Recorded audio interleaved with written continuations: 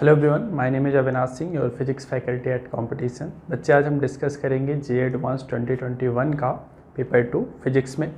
तो जो सबसे पहला क्वेश्चन आया था उसमें था आपका ये क्वेश्चन था, इसमें दिया था कि एक यहाँ से स्ट्रिंग लगी हुई है, उससे एक ब्लॉक अटैच्ड है जिसका वेट अल्फ़ा डब्ल्यू दिया था और एक रॉड थी। रॉड का जो वेट था वो था डब्ल्यू, लेंथ थी रॉड की एल और ये लेंथ भी एल दी हुई थी, तो ये तो L√2 होगा ही। फिर इसमें पूछा था डिफरेंट ऑप्शंस थे और जो ये टेंशन, ये स्ट्रिंग जो मैक्सिमम टेंशन बियर कर सकती थी उसको भी इन्होंने बता रखा था कि maximum tension that it can bear is 2√W। तो इस टाइप से छोटी छोटी बातें बच्चे इन्होंने हमें बता रखी थी। अब आइए देखते हैं और पूछा क्या था। ऑप्शंस की हम बारी बारी से बात अपना करेंगे। तो सबसे पहले एक ऐसी बॉल, यहाँ से एक ये स्ट्रिंग और यहाँ पर एक ऐसी रॉड थी।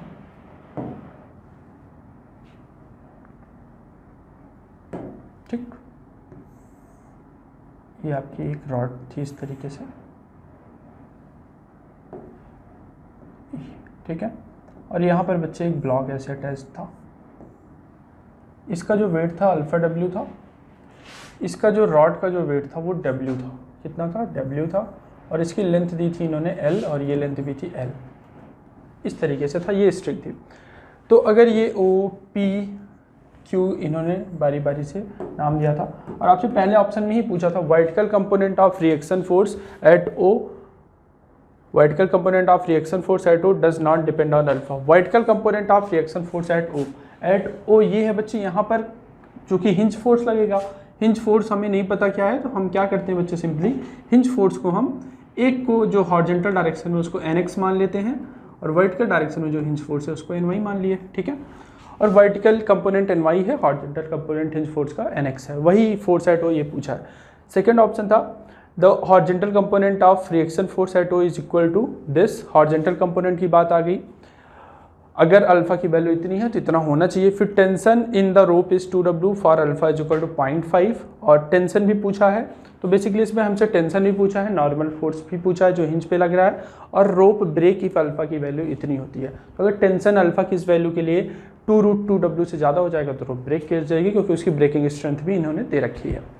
तो ऐसे क्वेश्चन में बड़ी सिंपल बच्चे हमारे पास पता है। हम एक तो अपना, चूंकि ये इक्विलिब्रियम में है तो टॉर्क बैलेंस कर लो, फोर्स बैलेंस कर लो।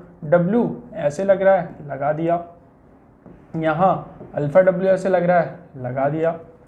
इसमें टेंशन स्ट्रिंग है तो कुछ ना कुछ टेंशन आएगा। ये L है, ये भी L है, तो ये तो 45 डिग्री हो जाएगा। तो ये हो जाएगा आपका T sin 45, T sin 45, और इसका एक कंपोनेंट डायरेक्शन में आएगा T cos 45। ये हो गया। अब हमें पता है ये इक्विलिब्रियम में है तो net force in x direction 0 होना चाहिए। तो x डायरेक्शन में क्या क्या लग रहा है, तो NX लग रहा है और एक इस साइड से T cos 45। तो NX हो जाएगा बच्चे T cos 45 यानी T/√2।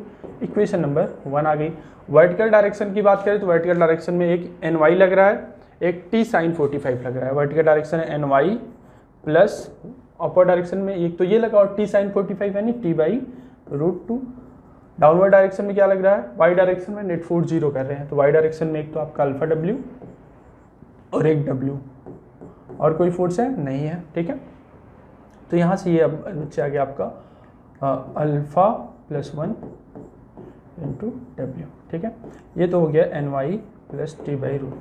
फोर्स हमने बैलेंस कर लिया, अब टॉर्क भी बैलेंस कर लेते हैं। ठीक है, ताकि और रिलेशन मिल जाए, क्योंकि यहाँ बहुत सारे वेरिएबल हैं। एक तो टेंशन ही वेरिएबल है और एक 3 वेरिएबल हैं। कौन कौन? NY, NX और T। तो 3 वेरिएबल है तो हमें 3 इक्वेशन चाहिए होती है।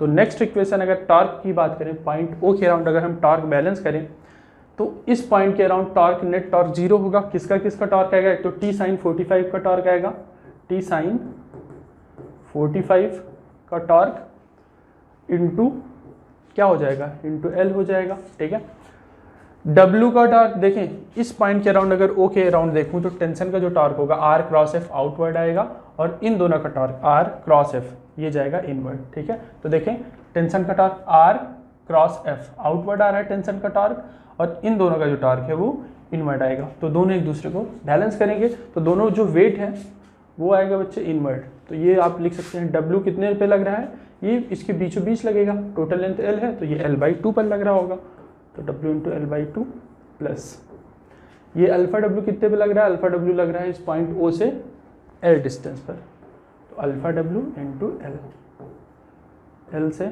L कैंसिल और कुछ कैंसिल हो रहा है, एक L यहाँ का भी कैंसिल हो गया, तो ये हो जाएगा बच्चे basically T/√2 is equal to in bracket W alpha plus 1/2, ठीक है। ये हो गया बच्चा आपका T/√2। तो यहाँ से देखें ये इक्वेशन नंबर 3 आ गई, इक्वेशन नंबर 3 आ गई। हमसे पूछा क्या है, पहला बोला है कि vertical component of reaction force at O does not depend on alpha. तो वर्टिकल कंपोनेंट की अगर हम बात करें तो वर्टिकल कंपोनेंट बच्चे आपका ये है, कौन सा, NY। तो अगर वर्टिकल पहले ऑप्शन की, अगर हम पहले ऑप्शन को चेक करें कि वर्टिकल कंपोनेंट क्या है, वर्टिकल कंपोनेंट है NY, या आप इसको लिख सकते हैं alpha plus 1 W minus T/√2, ये भी लिख सकते हैं आप लोग यहाँ से बिल्कुल लिख सकते हैं। फिर ये T/√2 की अगर हम वैल्यू देखें थर्ड इक्वेशन से तो कितनी है, ये है बच्चा alpha plus 1 into W minus T/√2 की वैल्यू रखा W अल्फा प्लस 1/2, ठीक है। तो ये कितना हो गया, ये हो गया बच्चा आपका सॉल्व करेंगे तो W कॉमन ले लेंगे और 1 माइनस 1/2 हो जाएगा, तो बेसिकली NY आ गया आपका W/2। तो क्या ये वर्टिकल कंपोनेंट जो आपका ऊपर वर्टिकल कंपोनेंट है वो अल्फा पे डिपेंड कर रहा है, नहीं, तो ये W/2 आ रहा है जो कि अल्फा पे डिपेंड नहीं कर रहा है, तो दिस ऑप्शन 1 इज करेक्ट, क्योंकि इसमें बोला है vertical component of reaction force O does not depend on alpha, ठीक है। तो ये स्टेटमेंट करेक्ट हो गई। Horizontal component of reaction force O is equal to W at for alpha is equal to 0.5। तो हॉरिजॉन्टल कंपोनेंट की बात करें NX, तो हॉरिजॉन्टल कंपोनेंट की अगर हम बात करें तो NX is equal to T/√2 और T/√2 की वैल्यू कितनी है, W अल्फा प्लस 1/2, ठीक है। यहाँ से थर्ड इक्वेशन से निकाला है। अल्फा की वैल्यू 0.5 रखो, अगर अल्फा की वैल्यू बच्चे 0.5 रखते हैं तो 0.5 प्लस 0.5 1 हो जाएगा, ठीक है। कब, जब अल्फा की वैल्यू 0.5 अगर हम पुट करते हैं इसकी वैल्यू 0.5 तो ये हो जाएगा 1। तो देखें horizontal component reaction force at O is equal to W for alpha, तो ये भी सही हुआ, ठीक है। हॉरिजॉन्टल कंपोनेंट W आ रहा है, अगर अल्फा की वैल्यू 0.5 हम पुट कर दें। The tension in rope is 2W for alpha is equal to 0.5। तो टेंशन इन रोप अगर हम अल्फा बोल रहा है, अगर 0.5 रखें तो टेंशन इन रोप कितना आएगा, तो इस इक्वेशन से देख लें, थर्ड इक्वेशन से। तो अगर हम T/√2 और अल्फा की वैल्यू कितनी रखें, अल्फा की वैल्यू 0.5 रखें, अल्फा की वैल्यू भैया 0.5 रख लो, तो 0.5 प्लस 0.5 W, तो टेंशन की वैल्यू आ रही है W√2, अगर अल्फा की वैल्यू हम 0.5 रखते हैं तो ये 2W नहीं आ रहा है, ये तो सी ऑप्शन आपका गलत हो गया, शायद आपको ऑप्शन थोड़ा सा, ठीक है, देख लें, ये है। उसके बाद rope breaks if alpha is greater then 1.5, बोल रहा है रोप ब्रेक हो जाएगी अगर अल्फा की वैल्यू 1.5 से ज़्यादा है। तो आइए देखते हैं, अगर हम बच्चे एक बार के लिए मान लें अल्फा की वैल्यू अगर हम 1.5 रखें तो कितना टेंशन आएगा, तो टेंशन का फार्मूला है T/√2 वाला, थर्ड इक्वेशन W, अल्फा की वैल्यू एक बार 1.5 रखें तो अल्फा की वैल्यू 1.5 रखा प्लस 1/2 है, यही है थर्ड इक्वेशन से हम कंपेयर करें अगर तो T/√2 W alpha plus 1/2, alpha की वैल्यू 1.5 रखा और यहाँ से ये 0.5 यानी 2W आ गया, टेंशन हो गया 2√2W। अगर अल्फा की वैल्यू बच्चे हम 1.5 रखते हैं तो टेंशन की वैल्यू ये आती है, और यही आपकी कौन सी वाली टेंशन है, यही आपकी मैक्सिमम टेंशन है, ये आपकी क्या है, मैक्सिमम टेंशन। अब अगर हम अल्फा की वैल्यू 1.5 से ज़्यादा कर देंगे, अगर अल्फा की वैल्यू हम 1.5 से ज़्यादा कर देते हैं तो टेंशन की जो वैल्यू है वो T मैक्सिमम से ज़्यादा हो जाएगी। ऑब्वियस है कि अगर अल्फा की वैल्यू आप बढ़ाते हैं 1.5 रखने पे हमारा मैक्सिमम टेंशन आ गया, अगर आप इससे बढ़ा देंगे तो टेंशन की वैल्यू मैक्सिमम टेंशन से ज़्यादा हो जाएगी, तो ऑब्वियस है ये स्ट्रिंग विल ब्रेक। तो for alpha greater then 1.5 the rope will break. तो इसका A, B, D option correct था, इसको नोट करें। फिर नेक्स्ट क्वेश्चन लेते हैं। इस क्वेश्चन में पूछा था source approaching with speed u towards the open end of stationary pipe, एक स्टेशनरी पाइप है, उसका एक एंड ओपन है बच्चे, लेंथ L है, is emitting a sound frequency of fs, जो सोर्स है उसकी जो साउंड फ्रीक्वेंसी है वो इमिट कर रहा है fs फ्रीक्वेंसी का, the further of pipe is closed the speed of sound in air is v and f not is the fundamental frequency of pipe. जो पाइप है उसकी फंडामेंटल फ्रिक्वेंसी इन्होंने f नॉट दे रखी है। For which of following combination u and fs will the sound reaching pipe will resonance. तो अच्छा भैया resonance होता कब है? रेजोनेंस तब होता है बच्चे, मान लीजिए ऐसे एक साउंड सोर्स आ रहा है, ठीक है, ये आपका साउंड सोर्स है इस तरीके से, यहाँ पर एक ऐसी पाइप है, ठीक, ये ऐसी पाइप है जिसका एक एंड बच्चे ओपन है, ठीक है, stationary pipe of length L, open end L is emitting frequency, और फर्दर एंड पाइप का दूसरा एंड क्लोज है, यानी एक एंड ओपन है एक एंड क्लोज है। तो इसकी जो फ्रीक्वेंसी होती है इस तरीके की पाइप की वो होती है f नॉट 2n+1, ठीक है, फंडामेंटल फ्रीक्वेंसी इंटू 2n+1, ठीक है। इसकी फंडामेंटल फ्रीक्वेंसी इसने कितनी दी है? f नॉट इन्होंने दे रखा है, तो मैंने इसको जो जनरल फ्रीक्वेंसी लिख लिया, जनरल फ्रीक्वेंसी इसकी कितनी हो गई? f नॉट 2n+1, यानी इसकी पाइप की जो फ्रीक्वेंसी पॉसिबल है, इनकी वैल्यू 0 रखें तो f नॉट, फिर 1 रखेंगे तो 3f नॉट, फिर इसी तरीके से 5f not, 7f not and so on, ठीक है, इस तरीके की ये सब फ्रीक्वेंसी इसमें पॉसिबल है। अब बोल रहा है ये जो सोर्स आ रहा है बच्चे, इस सोर्स के लिए अगर ये सोर्स है तो इसके लिए जो पाइप है ये काम करेगा एज अ ऑब्जर्वर, और रेजोनेंस की कंडीशन में क्या होगा, फिर से सुन ले, ये सोर्स है, इस सोर्स के कारण ये पाइप एज अ ऑब्जर्वर काम करेगा और इसका साउंड ये सुनेगा। जब इसका साउंड सुनेगा और इसका खुद का भी एक साउंड फ्रीक्वेंसी है, जब दोनों इक्वल हो जाएंगे उसी कंडीशन में क्या हो जाता है? लीड टू रेजोनेंस, यानी जब इसकी ऑब्जर्व फ्रीक्वेंसी, इस पाइप की ऑब्जर्व फ्रीक्वेंसी इसकी खुद की फ्रीक्वेंसी के बराबर हो जाती है तो उस कंडीशन में रेजोनेंस हो जाता है। यानी हम सिंपली क्या करेंगे, हम इस सोर्स के कारण जो फ्रीक्वेंसी आ रही है उसकी ऑब्जर्व फ्रीक्वेंसी देख लेंगे, और जब जब वो ऑब्जर्व फ्रीक्वेंसी इसकी फ्रीक्वेंसीज के बराबर होगी उस केस में रेजोनेंस होगा।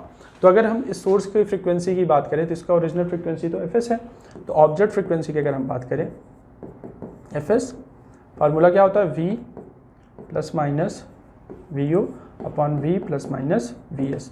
v क्या है? v is the speed of sound, vu क्या है? ऑब्जर्वर, और स्पीड ऑफ साउंड इन्होंने v दे रखा है, ठीक है। देखिए सोर्स इज इमिटिंग साउंड दिया है कितना? Speed of sound v in air, ये है ऑब्जर्वर की स्पीड। ऑब्जर्वर बच्चे है आपका रेस्ट में, ये पाइप तो रेस्ट में ही है, तो ये वाला टर्म हो गया आपका 0। जो vs है, vs यानी v प्लस माइनस vs में क्या लिखेंगे? वेलोसिटी ऑफ सोर्स, यानी ये सोर्स है क्योंकि साउंड भी इसी डायरेक्शन में ट्रैवल कर रहा है, सोर्स भी इसी डायरेक्शन में ट्रैवल कर रहा है, साउंड ये है और ये सोर्स भी इसी डायरेक्शन में ट्रैवल कर रहा है, तो रिलेटिव वेलोसिटी लेते हैं तो ये हो जाएगा v upon v minus vs, दोनों सेम डायरेक्शन में है। ये हो गया ये ऑब्जर्व फ्रीक्वेंसी, ठीक है। अब बच्चे जो आपका रेजोनेंस होगा वो तब होगा जब ये ऑब्जर्व फ्रीक्वेंसी इन में से किसी फ्रीक्वेंसी के बराबर हो जाएगी। तो आइए ऑब्जर्व फ्रीक्वेंसी कैलकुलेट करके देखते हैं कब कब बराबर हो रही है। पहले केस की बात करें, ये तो हमारा भैया जनरल फार्मूला आ गया, ठीक है। वेलोसिटी ऑफ सोर्स वैसे दिया कितना है इन्होंने? ये दिया है विथ स्पीड u, यानी ये जो vs दिया है इसको इन्होंने u दे रखा है, तो आप यहाँ पर चाहें तो वेलोसिटी ऑफ सोर्स को u पुट कर लें, कर लिया मैंने। fs, अब पहला केस देखते हैं। पहले केस में बोल रहा है अगर fs is equal to f naught हो जाए, fs equal to f naught रख लिया और u is equal to 0.8 v हो जाए, 0.8 v, तो क्या हो रहा है ध्यान से देखें, तो ये हो जाएगा बच्चे f नॉट, और ये अगर आप कैलकुलेट 0.2 v हो जाएगा, यानी हो जाएगा 0.2 v, यानी 10/2 यानी 5f नॉट, ठीक है। यानी ये जो ऑब्जर्व फ्रीक्वेंसी है ये बच्चे 5f नॉट आ रही है, यानी ऑब्जर्व फ्रीक्वेंसी इनमें से किसी फ्रीक्वेंसी की इक्वल है, हाँ इस वाले की इक्वल है, so this will be correct, in this case resonance will happen. फिर बी केस की बात करें तो बी केस में जो ये दिया है 2f नॉट दिया है, तो यहाँ fs की जगह क्या रखेंगे? fs की जगह 2f नॉट रखेंगे, u की जगह 0.8 v, u की जगह 0.8 v रखा। बी केस को चेक कर रहे हैं तो ये तो यहाँ है और ये 2f नॉट हो जाएगा, और यहाँ से ये 2, ठीक है, ये हो गया 10f नॉट। तो देखिए इसमें एक्चुअली होगा क्या, 7 होता है, फिर 3 रखने पे फिर 4 रखेंगे तो 4 दूनी 8 1 9, 9f नॉट, फिर 5 रखेंगे 5 दूनी 2 से 11f नॉट। इसमें बच्चे इसकी फ्रिक्वेंसी में कहीं भी 10 नहीं आ रहा है, so this case will not be possible, क्योंकि इसमें ऑब्जेक्ट फ्रिक्वेंसी 10f नॉट होगा अगर ऐसी कंडीशन हम करें। फिर सी ऑप्शन चेक करते हैं, u की वैल्यू 0.8 v अगेन रखा, बट fs की वैल्यू f नॉट बाई 2 रख रहे हैं, यानी 0.5f नॉट, तो उस केस में क्या होगा ये देखते हैं। मैं एक एक चेक करके बच्चे ऑप्शन अपने मैच करा रहा हूँ। अब इसमें एफ एस की वैल्यू उन्होंने F0/2 रखा है, तो F0/2 रख दिया और सारा खेल वैसा ही रहा और ये हो गया 1/0.2 यानी 5 F0/2। तो ये भी भैया गलत हो गया क्योंकि 5 F0/2 तो कहीं है ही नहीं, तो सी ऑप्शन भी गलत हुआ आपका। ठीक है, अब डी ऑप्शन चेक करें, इसमें क्या रखा है, इसमें इस स्पीड को 0.5 भी रख रहे हैं। ठीक है, अब डी ऑप्शन आइए चेक करते हैं। तो बेसिकली कहने का मतलब है जो भी ऑब्जेक्ट फ्रिक्वेंसी आ रही है वो आपकी इनमें से जितनी भी इसकी फ्रिक्वेंसीज पॉसिबल है अगर उससे मैच कर जाती है तो रेजोनेंस हो जाएगा और ये पॉसिबल हो जाएगा। एफ एस की बात करें तो एफ एस कितना है, एफ एस इसमें दिया है 3 F0/2 रख लिया, v माइनस 0.5v ये रख लिया, तो ये बेसिकली हो जाएगा 0.5 यानी 2 हो जाएगा। ठीक है, तो हो जाएगा 3 F0/2 इंटू 1/0.5 यानी 10/5 यानी 2, तो 2 कटा और ये 3 F0 हो गया। तो ये मैच कर रहा है, हाँ इस वाले से मैच कर रहा है, तो ये भी आपका पॉसिबल होगा। तो इसमें कौन कौन से पॉसिबल हुए, एक तो आपका ए पॉसिबल हुआ और आपका एक डी पॉसिबल हुआ। ठीक है, अदरवाइज नहीं उससे मैच करेंगे और ना ही रेजोनेंस होगा।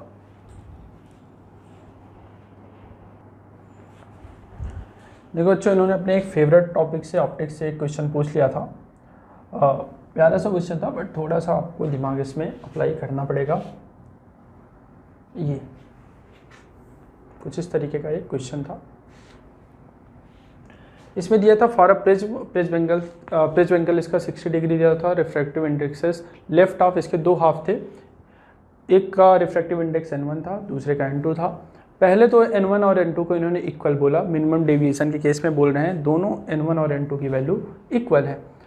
For the case of unequal refractive indexes, फिर बोल रहा है कि कुछ देर बाद हम क्या करते हैं इसको, तो N1 को N ही रहने देते हैं जिसकी वैल्यू 1.5 है, बट N2 को चेंज कर देते हैं। पहले केस में दोनों इक्वल थे बट सेकंड केस में ये जो लेफ्ट हाफ है इसका तो N ही रहने दिया यानी 1.5 ही रहने दिया, बट इसका 1.5 प्लस डेल्टा N कर दिया, कुछ बढ़ा दिया। The angle of incidence is E is equal to I plus delta I for each of following statement is correct. तो यार अगर इसको हम थोड़ा ध्यान से देखें, आइए देखते हैं। देखें 2 केसेस थे, एक ऐसा केस और एक ऐसा केस, मतलब अगर ये ट्रायंगल सेम ना बनाओ तो मतलब सेम ही है। ठीक है, ये पहला केस था कि मिनिमम डेविएशन है। अगर भैया डेविएशन मिनिमम है तो हमें पता है कि I इज इक्वल टू ई होता है। I इज इक्वल टू क्या होता है, ई होता है। In the case of minimum deviation angle of incidence is equal to angle of emergence होता है फॉर द डेल मिनिमम। और उस केस में अगर ये टोटल एंगल 60 डिग्री है, ठीक है, रे भैया ऐसे गिरी, रे ऐसे आती है भैया, ठीक है, रे ऐसे आती है, इसको इन्होंने वैल्यू दिया है 1.5, इस साइड भी है, इस साइड भी 1.5 दिया है, यानी n दिया है और n की वैल्यू इन्होंने 1.5 बता रखी है। ये I ये ऐसे इंटर की, ये नॉर्मल है, ये इमर्ज करेगी और हमें पता है इस केस में I और E की वैल्यू इक्वल होती है। तो अगर I और E की वैल्यू इक्वल होती है तो आप इसको भी I बोल सकते हैं। ठीक है, ये आपको पता होगा कि अगर I is equal to E तो जो इमर्जेंस है उसको मैंने क्या मान लिया, I ही मान लिया। ठीक, अब इस केस में अगर आप ध्यान से देखें, अगर आप इसको R1 मानते हैं और इसको R2 मानते हैं, चूँकि ये इक्वल है तो ये R1 और यहाँ वाला भी इक्वल होगा। ठीक है, तो आप इसको क्या मान सकते हैं, इसको आप R और R बोल सकते हैं और इन दोनों का जो समेशन होता है वो एंगल ऑफ फेज के बराबर होता है। तो R1 plus R2 is equal to 60, तो R की वैल्यू आ गई हमारी 30, यानी this angle will be 30 degree. ठीक है, ये कितना हो जाएगा, ये एंगल हो जाएगा भैया 30 डिग्री। अब यार ये एंगल तो 30 डिग्री हमारा हो गया। ठीक है, ये तो पहले केस की बात हुई। फिर सेकेंड केस में बोल रहा है, क्या बोला, ध्यान से सुने। इस केस में ये जो लेफ्ट हाफ है इसको तो इन्होंने 1.5 ही रहने दिया, बट क्या किया इन्होंने, ये वाला जो सेकेंड हाफ है N2 की वैल्यू इन्होंने क्या कर दिया, n प्लस डेल्टा n, यानी N2 की वैल्यू क्या कर दी है 1.5 प्लस डेल्टा n, n की वैल्यू 1.5 है, तो यहाँ से इन्होंने इसको 1.5 प्लस डेल्टा n कर दिया। ठीक है, और एक चीज़ आपको पता होना चाहिए, ध्यान से देखें, अगर ये 30 है और ये नॉर्मल है तो ये तो 60 होगा, ये 60 होगा, ये 30 होगा, तो ये कितना होगा 90 डिग्री होगा। यानी इस लाइन पर ये जो रे ऐसे जा रही है ये परपेंडिकुलर फॉल कर रही है। ये चीज़ पता है ना, ये 90 डिग्री क्यों हुआ, ये 90 डिग्री का इंपॉर्टेंस इसलिए बता रहा हूँ। ये 30, ये 60, ये 30, तो ये 90। तो यानी अब आप इस वाले केस को अगर एनालाइज करेंगे तो लेफ्ट हाफ तक तो सेम कंडीशन रहेगी, यहाँ तक तो सेम ही कंडीशन रही, तो मैं यहाँ तक तो भैया वैसे ही जैसा एज इट इज़ बना लूँगा। ये ऐसे आई, ऐसे फॉल की, और इस पर बहुत ही अच्छे से पता है कि 90 डिग्री पर फॉल करेगी। ये एंगल आई होगा, ये एंगल आई हुआ, और ये एंगल हो जाएगा आपका 60, तो उससे हमें कोई खास मतलब नहीं है सच, तो ये 30 होगा। और ये 90 डिग्री पर फॉल कर रहा है। चूंकि रिफ्रैक्टिव इंडेक्स इस लाइन के बाद चेंज हो रहा है, बट कोई भी चीज़ हो अगर परपेंडिकुलर फॉल कर रही है तो परपेंडिकुलर ही गुजर जाती है, नो मैटर n1 और n2 की वैल्यू डिफरेंट है, ठीक है। n1 बड़ा हो या n2 छोटा हो उसे मैटर नहीं करता। अगर ये परपेंडिकुलर किसी सरफेस पर फॉल कर रही है, इसके इस साइड दूसरा मीडियम है, इसके ऊपर दूसरा मीडियम है, तो अगर परपेंडिकुलर फॉल कर रही है तो अब डेविएट नहीं होती। तो ये ऐसे परपेंडिकुलर फॉल की और ये ऐसे चली गई, ठीक है। ये बात आई होप समझ में आई होगी, ठीक है। पहले बच्चे ये डेविएट हो रही थी ई, क्योंकि डेंसर से रेयर में जा रही है, डेंसर से रेयर में जा रही है, डेविएट हो रही है। तो यहाँ पर इसकी जो डेंसिटी है, ध्यान से सुनिए, पहले ये डेविएट तो हुई, पहले तो ये इतनी डेविएट हो रही थी, कितनी, इतनी, ठीक है। अब जो बोल रहा है कि अगर अब इसकी डेंसिटी हम बढ़ा दिए, यानी अब ये ज़्यादा डेंसर है, बाहर वाला उतना ही रेयर है बट ये अब ज़्यादा डेंसर है, तो डेविएशन थोड़ा सा ऑब्वियस है, बढ़ जाएगा, ठीक है। और कितना बोला इन्होंने, कितना बढ़ जाता है, फिर बोल रहे हैं ये हो जाता है आई प्लस डेल ई, आई प्लस कितना, डेल ई। पहले तो कितना था, केवल आई था, लेकिन अब क्या हो जा रहा है, अब ये हो जा रहा है आई प्लस डेल ई, ठीक है, क्योंकि ये डेंसर से रेयर में जा रही है और ज़्यादा डेंसर से रेयर में जा रही है, ठीक है। तो थोड़ा सा इमर्जेंस एंगल आपका बढ़ जाएगा। तो यहाँ से अगर हम साइन आई निकालना चाहें तो लिख सकते हैं 1 into sine I is equal to 1.5 यानी 3/2 इंटू साइन आर। आर कितना है बच्चे इस पर, ये 30 डिग्री है, यानी साइन 30, और साइन आई यहाँ से हो जाएगा बच्चे 3/4, ठीक है। साइन आई हो गया आपका 3/4 हो गया। अब इस पॉइंट पर हमें डिफरेंट अगर ऑप्शंस की बात करें, डिफरेंट अगर ऑप्शंस की बात करें तो पहला ऑप्शन है delta E is greater than that of delta N. E और एन में रिलेशन है, फिर delta is proportional to delta N है, यानी डिफरेंट चीज़ें डेल्टा ई और डेल्टा एन से ही रिलेटेड पूछी गई हैं। तो डेल्टा ई और डेल्टा एन हमें कहाँ दिख रहा है, डेल्टा एन और डेल्टा ई यहाँ दिख रहा है। और यहाँ हम कर क्या सकते हैं, यहाँ पर हम केवल एक स्नेल लॉ के अलावा कुछ खास चीज़ें चेंज नहीं कर सकते, ठीक है। और तो क्या ही करेंगे, तो यहाँ स्नेल लॉ लगा दीजिए इस पॉइंट पर। यहाँ का मीडियम कितना है 1.5 प्लस डेल्टा एन, ये हो गया एन इंटू साइन 30 यानी 1/2, इस साइड गया, ये हो जाएगा 1 इंटू साइन आई प्लस डेल्टा ई, ठीक है, ये हो गया। इसको आप क्या करेंगे, इसको आप 3/2 होगा तो ये 3/4 रख लेंगे, इसको डेल्टा एन बाई 2 रख लेंगे, और ये हो जाएगा बच्चे sine I into cos delta E plus cos I into sine delta E, ठीक है, ये हो गया। अच्छा, डेल्टा ई बोला है इन्होंने बहुत छोटा है, ठीक है, ध्यान से देखें अगर, तो डेल्टा ई बच्चे इन्होंने बताया है इट इज़ स्मॉल, ठीक है, कि डेल्टा एन बहुत ही छोटा है। डेल्टा एन अगर छोटा है तो डेल्टा ई भी छोटा ही होगा, ठीक है, छोटा सा चेंज आया होगा। तो अगर डेल्टा एन छोटा है तो इसको, अगर ये बहुत छोटा है बच्चे तो आप इसको क्या लिख सकते हैं, इसको 1 के अप्रॉक्स लिख सकते हैं, और साइन आई की वैल्यू 3/4 है, तो 3/4 इंटू 1 के अप्रॉक्स लिख लेंगे, और कॉस आई ही रहा, और साइन डेल्टा ई, ठीक है। तो साइन डेल्टा ई बहुत छोटा है, डेल्टा ई बहुत छोटा है, तो डेल्टा ई थीटा को क्या लिख लेते हैं, इतना लिख लेते हैं, ठीक है। तो इस साइड वाले 3/4 प्लस डेल्टा एन बाई 2, ये 3/4 आपका कैंसिल हो गया, और यहाँ से क्या आ गया, यहाँ से बच्चे delta N by 2 is equal to delta E cos E.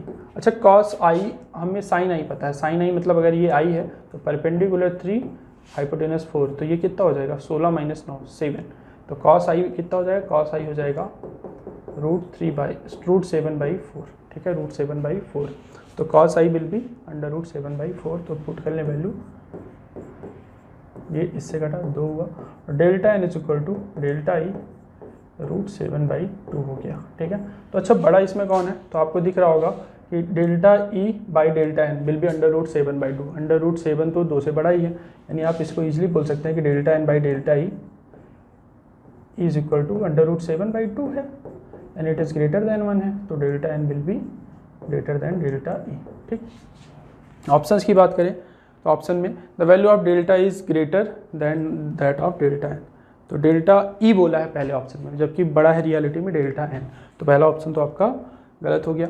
Delta is proportional to delta N, हाँ ये सही है, ठीक है। कैसे, डेल्टा ई दिख रहा होगा प्रोपोर्शनल टू डेल्टा एन, ये कांस्टेंट है तो this will be proportional to delta N, तो ये आपका ये वाला ऑप्शन भैया करेक्ट हो जाएगा, ठीक है। फिर डेल्टा इज लाइज बिटवीन 2.03, अगर एन की वैल्यू 2.8 इंटू 10⁻³ रख दूँ तो डेल्टा ई कहाँ किसके बीच में लाई करेगा, तो डेल्टा एन की वैल्यू इन्होंने बोला है अगर हम 2.8 इंटू 10⁻³ पुट कर दें, ठीक है, तो delta N by delta E हमें पता है इट इज़ √7/2, क्या है delta N by delta E, delta N by delta E is your √7/2। अगर डेल्टा एन की वैल्यू अगर हम इतना पुट करते हैं तो 2.8 into 10⁻³ into 2/√7 is equal to delta E, तो डेल्टा ई की वैल्यू किसके बीच में लाई करेगा, तो ये हो जाएगा बच्चे वैसे 5.6/√7। अच्छा √7 की वैल्यू किसके आसपास आएगी, तो √7 आई थिंक जैसे कि 2 दूनी 4 होता है, 3 त्रिक 9, 2 से 3 के बीच लाई करेगा, ठीक है।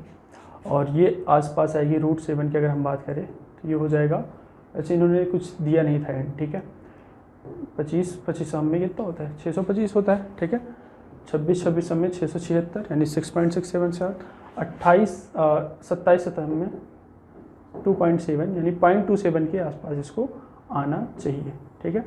तो अगर ये 2.7 के आसपास आता है, 676 हो जाता है 26 का, और 27 का आई थिंक कर लें 189, और ये हो जाएगा 54, 729, यानी ये करीब 2.7 के आसपास आएगा, उससे थोड़ा सा कम ही होगा, ठीक है। तो आप इसको 2.65 लिख सकते हैं, ठीक है। तो यहाँ से अगर आप डेल्टा ई को लिखना चाहें तो अगर यहाँ से लिखेंगे तो 2.8 अपॉन ये समथिंग 2.65 या 75 के आसपास आएगा, तो ये बच्चे हो गया आपका 2.8 अपॉन 2.65, और ये हो गया 5.6 हो गया, और ये 2.65 इंटू 10⁻³ वैसे भी यार ये तो 2 से बड़ा ही होगा, ठीक है। 28 दूनी 56, ये अगर यहाँ 2.8 होता तब ये 2 टाइम्स से आता, ये ऐसे 2 प्लस ही होगा, ये इसकी जो वैल्यू होगी ये 2 से बड़ी ही होगी, 2 प्लस इंटू 10⁻³ तो अप्रॉक्सीमेशन में ऐसे लगा लिया करो, ठीक है, कि ये इससे बड़ा होगा 2 प्लस, यानी ये 2 से बड़े के बीच ही लाई करेगा, so this option will be correct. Delta E मिली में पूछा है तो ये मिली रेडियन हो गया, और ये 2 से 0 के बोल रहा है 2 से 3 के बीच लाई करेगा, तो अब ये से 2 से बड़ा है तो 2 से 3 के बीच ही लाई करेगा, तो B and C option will be correct, note down.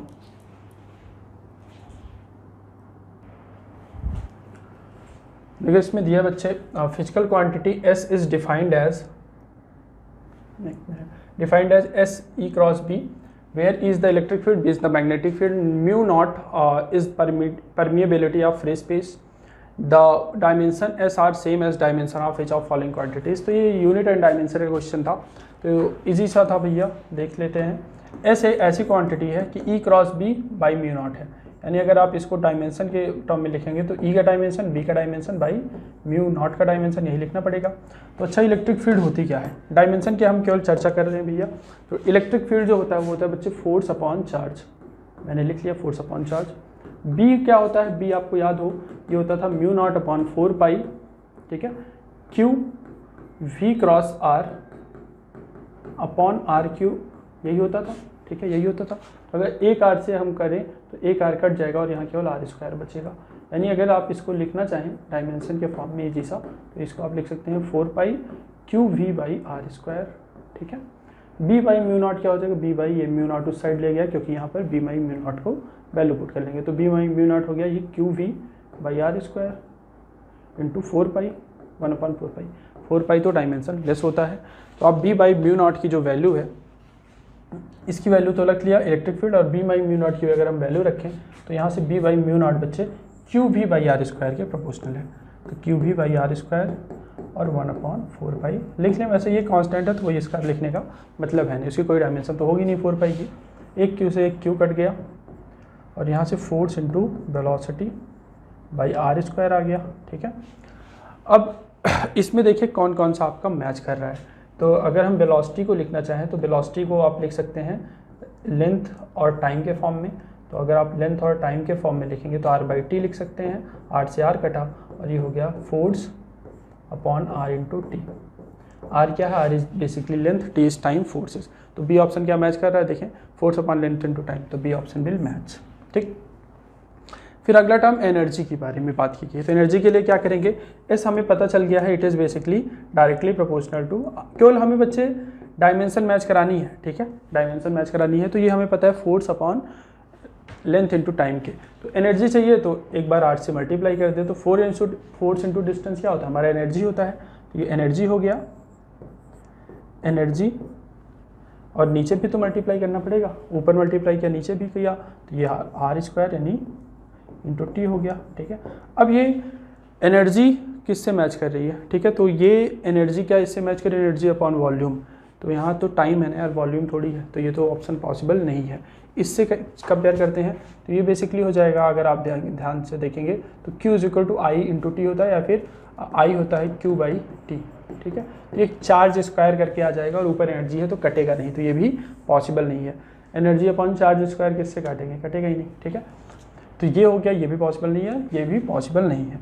ये वाला अगर हम डी ऑप्शन चेक करें तो ये एनर्जी अपॉन टाइम बेसिकली हो जाता है आपका पावर, और ये आपकी क्या है, लेंथ है, तो पावर अपॉन लेंथ का स्क्वायर इजली हम कर सकते हैं। लेंथ का स्क्वायर क्या हो जाएगा, लेंथ का स्क्वायर आपका है एरिया, तो power upon area, this option will also be correct. तो बेसिकली इसमें डायमेंशन मैच करना था, बहुत ज़्यादा कैलकुलेशन में नहीं पढ़ना था, डायमेंशन मैच हम बहुत ईजिली कर पाते हैं। कई क्वेश्चन तो एडवांस में ऐसे होते हैं कि वो डायमेंशन मैच से ही हो जाते हैं, ये तो मतलब क्वेश्चन ही अलग से दे दिया था, डायमेंशन मैच करके कर लो, ठीक है।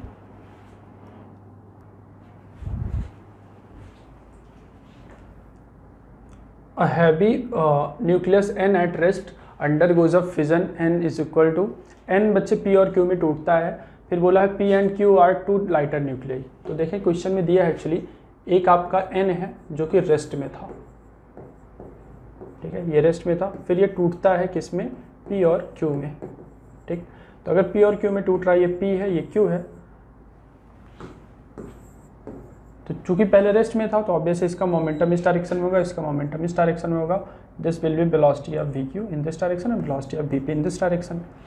तो अगर ये सब चीज़ें हैं, फिर बोला है to let the del something चीज़ है, कोई चीज़ है जिसकी वैल्यू है mn minus M P minus M Q. M P क्या है, ये सब मासेस हैं उसके, E P E Q are kinetic energy है, और फिर बोला है the speed of P is V P and V Q, ये भी दे दिया है। The C is speed of light which of following statement is correct. तो हमें पता है अगर ये रेस्ट में है भैया तो इनिशियल मोमेंटम जीरो है, इनिशियल मोमेंटम अगर जीरो है तो ऑब्वियस है फाइनल मोमेंटम भी क्या होगा, mass of P into velocity of P minus mass of Q into velocity of Q, this should be zero. तो यहाँ से एक बहुत अच्छी चीज़ पता चली कि V P upon V Q अगर हम देखेंगे तो it will be M Q upon M P, ठीक है, ये आ जाएगा। तो कोई ऑप्शन मैच कर रहा है क्या, हाँ, दिस ऑप्शन इज मैचिंग, ठीक है, ये तो डायरेक्ट आ गया इजीली। फिर बोला है ई पी, उसके बाद क्या बोला है कि ये विच ऑफ फॉलोइंग स्टेटमेंट के करें, ई पी प्लस ई क्यू की अगर हम बात करें तो यानी पी और क्यू की एनर्जी। एक्चुअली बच्चे देखें जो इसका टोटल लॉस होगा मास में अगर लॉस करें तो हम देखें तो पहले क्या होता है कि एक न्यूक्लियाई रहती है, ये दो छोटी छोटी न्यूक्लियाई में जब टूटती है तो कुछ मास का लॉस होता है, और वही मास बच्चे आइंस्टाइन इक्वेशन से डेल्टा एम सी स्क्वायर में चेंज हो जाता है। तो बेसिकली ये वाला टर्म डेल्टा एम है। तो वही जो एनर्जी चेंज होती है, देखिए फिर से सुने, जब कोई न्यूक्लियाइड टूटती है तो कुछ मास का लॉस होता है, जो मास का लॉस होता है वही आइंस्टाइन इक्वेशन से डेल्टा एम सी स्क्वायर में कन्वर्ट होकर दोनों जो अलग अलग पार्टिकल हैं जो टूटे हैं उनको काइनेटिक एनर्जी प्रोवाइड कराता है। तो यहाँ अगर जो एनर्जी की बात करें तो जो एनर्जी आपकी जनरेट हो रही है वो डेल्टा एम सी स्क्वायर से जनरेट होगी। डेल्टा एम वैसे है क्या, ये है बच्चे आपका ये वाला, यहाँ पर इसको इन्होंने डेल से दिखाया है, डेल एम सी स्क्वायर। यही जो एनर्जी जनरेट हुई ये दो को मिल सकती है, एक पी को और एक क्यू को।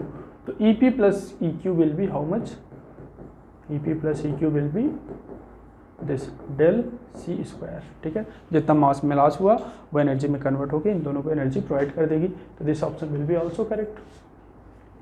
फिर ई पी की वैल्यू पूछा है, तो अगर हम ई पी की वैल्यू बात करें तो ई पी की वैल्यू कितनी हो जाएगी। तो आप बोलोगे सर ठीक है, इतना तो ठीक है। तो काइनेटिक एनर्जी हमें पता है, काइनेटिक एनर्जी जो होती है वो होती है कितनी, ध्यान से देखें, काइनेटिक एनर्जी होती है पी स्क्वायर बाई 2m। तो मोमेंटम, तो इसका जो मोमेंटम है, मोमेंटम इसका भी पी है, इसका भी पी है। मोमेंटम तो बच्चे दोनों का सेम है, ठीक है, क्योंकि जितना इसका होगा उतना ही इसका होगा और अपोजिट डायरेक्शन में होगा तभी नेट जीरो होगा। तो मोमेंटम तो दोनों का सेम है। तो ई काइनेटिक एनर्जी का जो फार्मूला होता है पी स्क्वायर बाई 2m। तो 2m पी इसको लिख सकते हैं आप, और इसी तरीके से एनर्जी ऑफ क्यू को लिख सकते हैं पी स्क्वायर बाई 2m क्यू। तो E P upon E Q will be how much, E P upon E Q अगर आप करेंगे तो ये हो जाएगा आपका M Q upon M P. ठीक है, तो ये बेसिकली इसका रेशियो आ गया।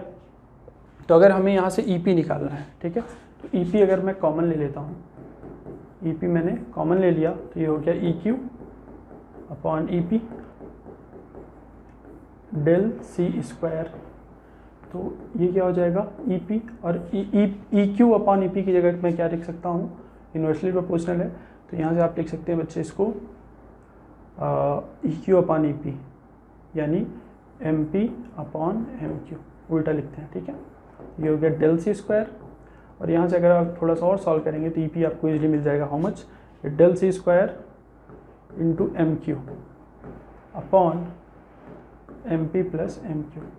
अच्छा, कई लोग डायरेक्ट भी याद रखते हैं, ठीक है, कि यहाँ पर अगर ये रहे काइनेटिक एनर्जी तो यहाँ पर बच्चे दूसरे वाले का मास आता है, ये कई लोग डायरेक्ट भी याद रखते हैं। तो देखिए दूसरे वाले का आया, पी की एनर्जी के लिए एम क्यू आया, तो this will not be correct, यहाँ पर वो आया था। ये वैसे क्लास का एग्जाम्पल भी होता है। The magnitude of momentum of P as well as Q is this, यानी बोल रहा है दोनों का जो मोमेंटम है वो ये होगा। ठीक है, कितना, इतना। तो यार इसको थोड़ा सा मैं हटाऊंगा, मोमेंटम की बात की गई है। तो अगर मोमेंटम की बात करें तो हमें पता है जो टोटल एनर्जी मिली है, टोटल एनर्जी के फॉर्म में इन्होंने बात की भी है। ठीक है, टोटल जो एनर्जी है वो आपको E P plus E Q मिली है, और वो मिली कहाँ से है, वो मिली है मास एनर्जी कंजर्वेशन से। ई पी को आप लिख सकते हैं P square by 2m P plus इसको लिख सकते हैं P square by 2m Q. ठीक, तो यहाँ से पी स्क्वायर अगर कॉमन ले लें, बिल्कुल पी स्क्वायर बाई 2 मैंने कॉमन ले लिया, तो ये बच्चे M Q plus M P upon M P into M Q is equal to del C square, ये बचा। ठीक है, ये जो इसकी वैल्यू दी है एम पी एम क्यू की, इन्होंने दी है म्यू। तो इसको आप यहाँ पर क्या लिख सकते हैं, यहाँ पर अगर आप वैल्यू पुट करेंगे तो ये हो जाएगा पी स्क्वायर बाई 2, और M P upon M Q की वैल्यू अगर म्यू रख दूँ, मान लो म्यू रखा, चलो म्यू रख दिया। ठीक है, म्यू थोड़ी रखोगे, ये तो उल्टा हो जाएगा। ठीक है, 1 अपॉन म्यू रखना पड़ेगा, 1 अपॉन म्यू, और ये हो जाएगा डेल सी स्क्वायर। तो पी स्क्वायर क्या हो जाएगा, पी स्क्वायर हो जाएगा 2 म्यू डेल सी स्क्वायर, यानी पी की वैल्यू आ जाएगी आपकी, सी बाहर आ जाएगा, ब्रैकेट में लिखा 2 म्यू डेल, 2 म्यू डेल क्या पॉसिबल है, 2 म्यू डेल सी बाहर है, तो this will be correct answer. तो ये आपका मैग्नीट्यूड ऑफ मोमेंटम। भैया इजी क्वेश्चन थे यार, इसमें कोई रॉकेट साइंस है नहीं। ठीक है, सिंपल सा क्वेश्चन था, इसको आप नोट कर लें।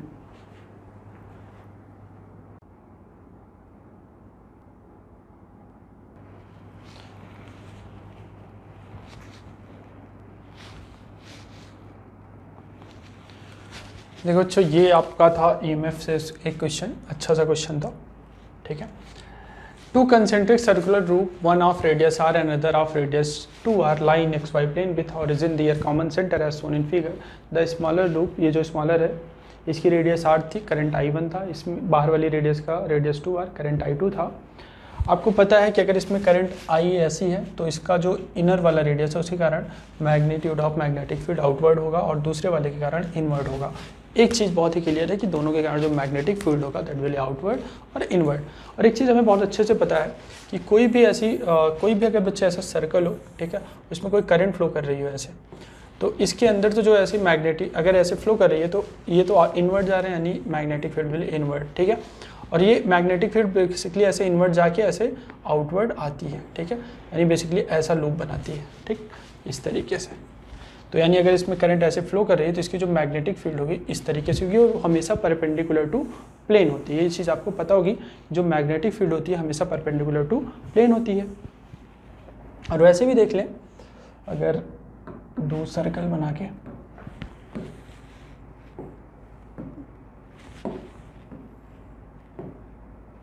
ठीक देखें,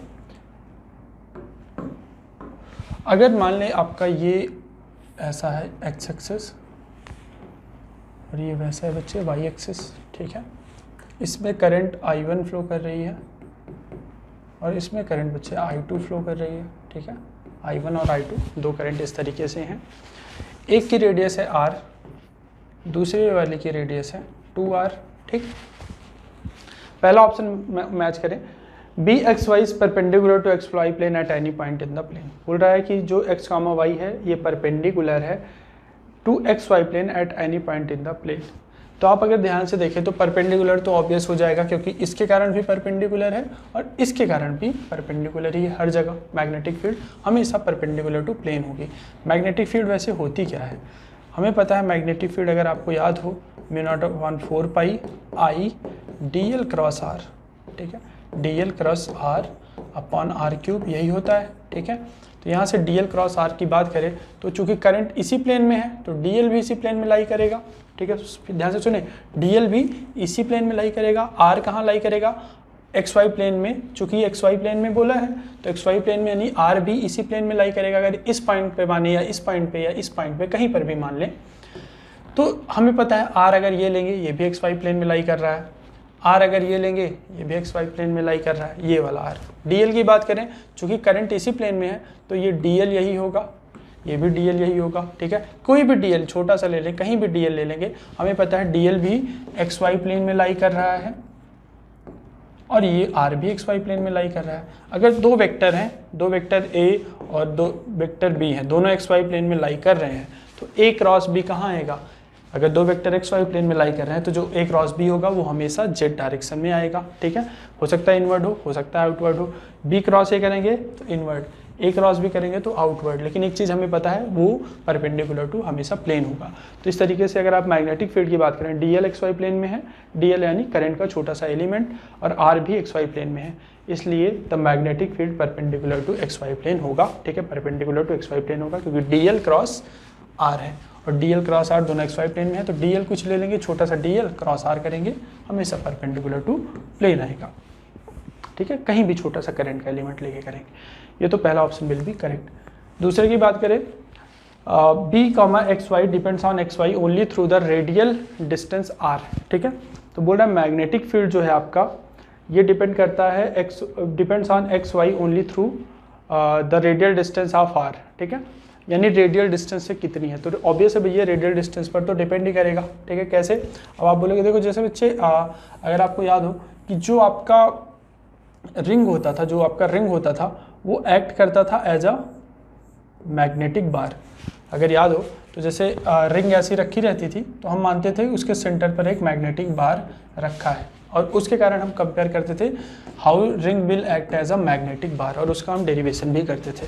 और इसके कारण जो मैग्नेटिक फील्ड वगैरह आती थी, इस देखें रिंग किसकी तरह एक्ट करी, रिंग एक्ट करी एज अ मैग्नेटिक बार। जब ये मैग्नेटिक बार की तरह एक्ट करेगी तो इसके कारण जो आपका मैग्नेटिक फील्ड आता था वो आता था μ0/4 पाई। अगर अलॉन्ग द एक्सिस देखते थे तो ये आता था μ0/4 पाई 2m/r क्यूब, m क्या हो जाता था, m होता था उसका मैग्नेटिक डाइपोल, ठीक है। तो रिंग चूंकि एक्ट करती है एज अ मैग्नेटिक डाइपोल, और वो जो मैग्नेटिक फील्ड आती है हमें पता है ये डिपेंड कर रही है r पर, ऑब्वियस डिपेंड करेगी। तो ये भी ऑप्शन आपका सही होगा, चूंकि ये दोनों रिंग हैं और ये as a magnetic bar act करेंगी। तो जब ये दोनों ring as a magnetic bar act करेंगी तो इनकी जो मैग्नेटिक फील्ड आएगी वो r पर तो डिपेंड करेगी ही। तो इसीलिए B किसी भी पॉइंट पर depends on x and y only, यानी x और y पर केवल डिपेंड करता है। तो r भैया r हमें पता है किसी भी पॉइंट पर अगर r ले रहे हो, r आप ले रहे हो तो क्या लिखोगे, X I cap plus Y J cap ना, एक्स वाई में ही तो कैलकुलेट कर रहे हो। तो जब एक्स वाई प्लेन में कैलकुलेट कर रहे हो तो r की वैल्यू तो X I cap plus Y J cap यही होगी। तो ऑब्वियस है r का magnitude under root X square plus Y square होगा ही। तो ये depends on X and Y only, यानी ये बोल रहा है कि जो मैग्नेटिक फील्ड है वो एक्स एंड वाई ओनली पर डिपेंड कर रहा है थ्रू रेडियल डिस्टेंस ही, ठीक है। तो ये ऑप्शन भी आपका करेक्ट हुआ, ए और बी आपके करेक्ट हो गए। फिर ए और बी आपके करेक्ट हुए हैं, ये और ये। इसकी बात करें, B X comma is non zero for all points for less than R is equal to less than R. तो बोल रहा है ये नॉन जीरो है, magnetic field is non zero at all points for R less than R, ठीक है। तो इसके लिए हम क्या करेंगे, आर लेस दैन आर की बच्चे बात की गई है, ठीक। अगर और एक कंडीशन दी है I2 is greater then 2i, ठीक है। तो अगर आप ध्यान से देखें, एक्चुअली क्या होता है कि अगर हम एक ग्राफ ड्रॉ करें,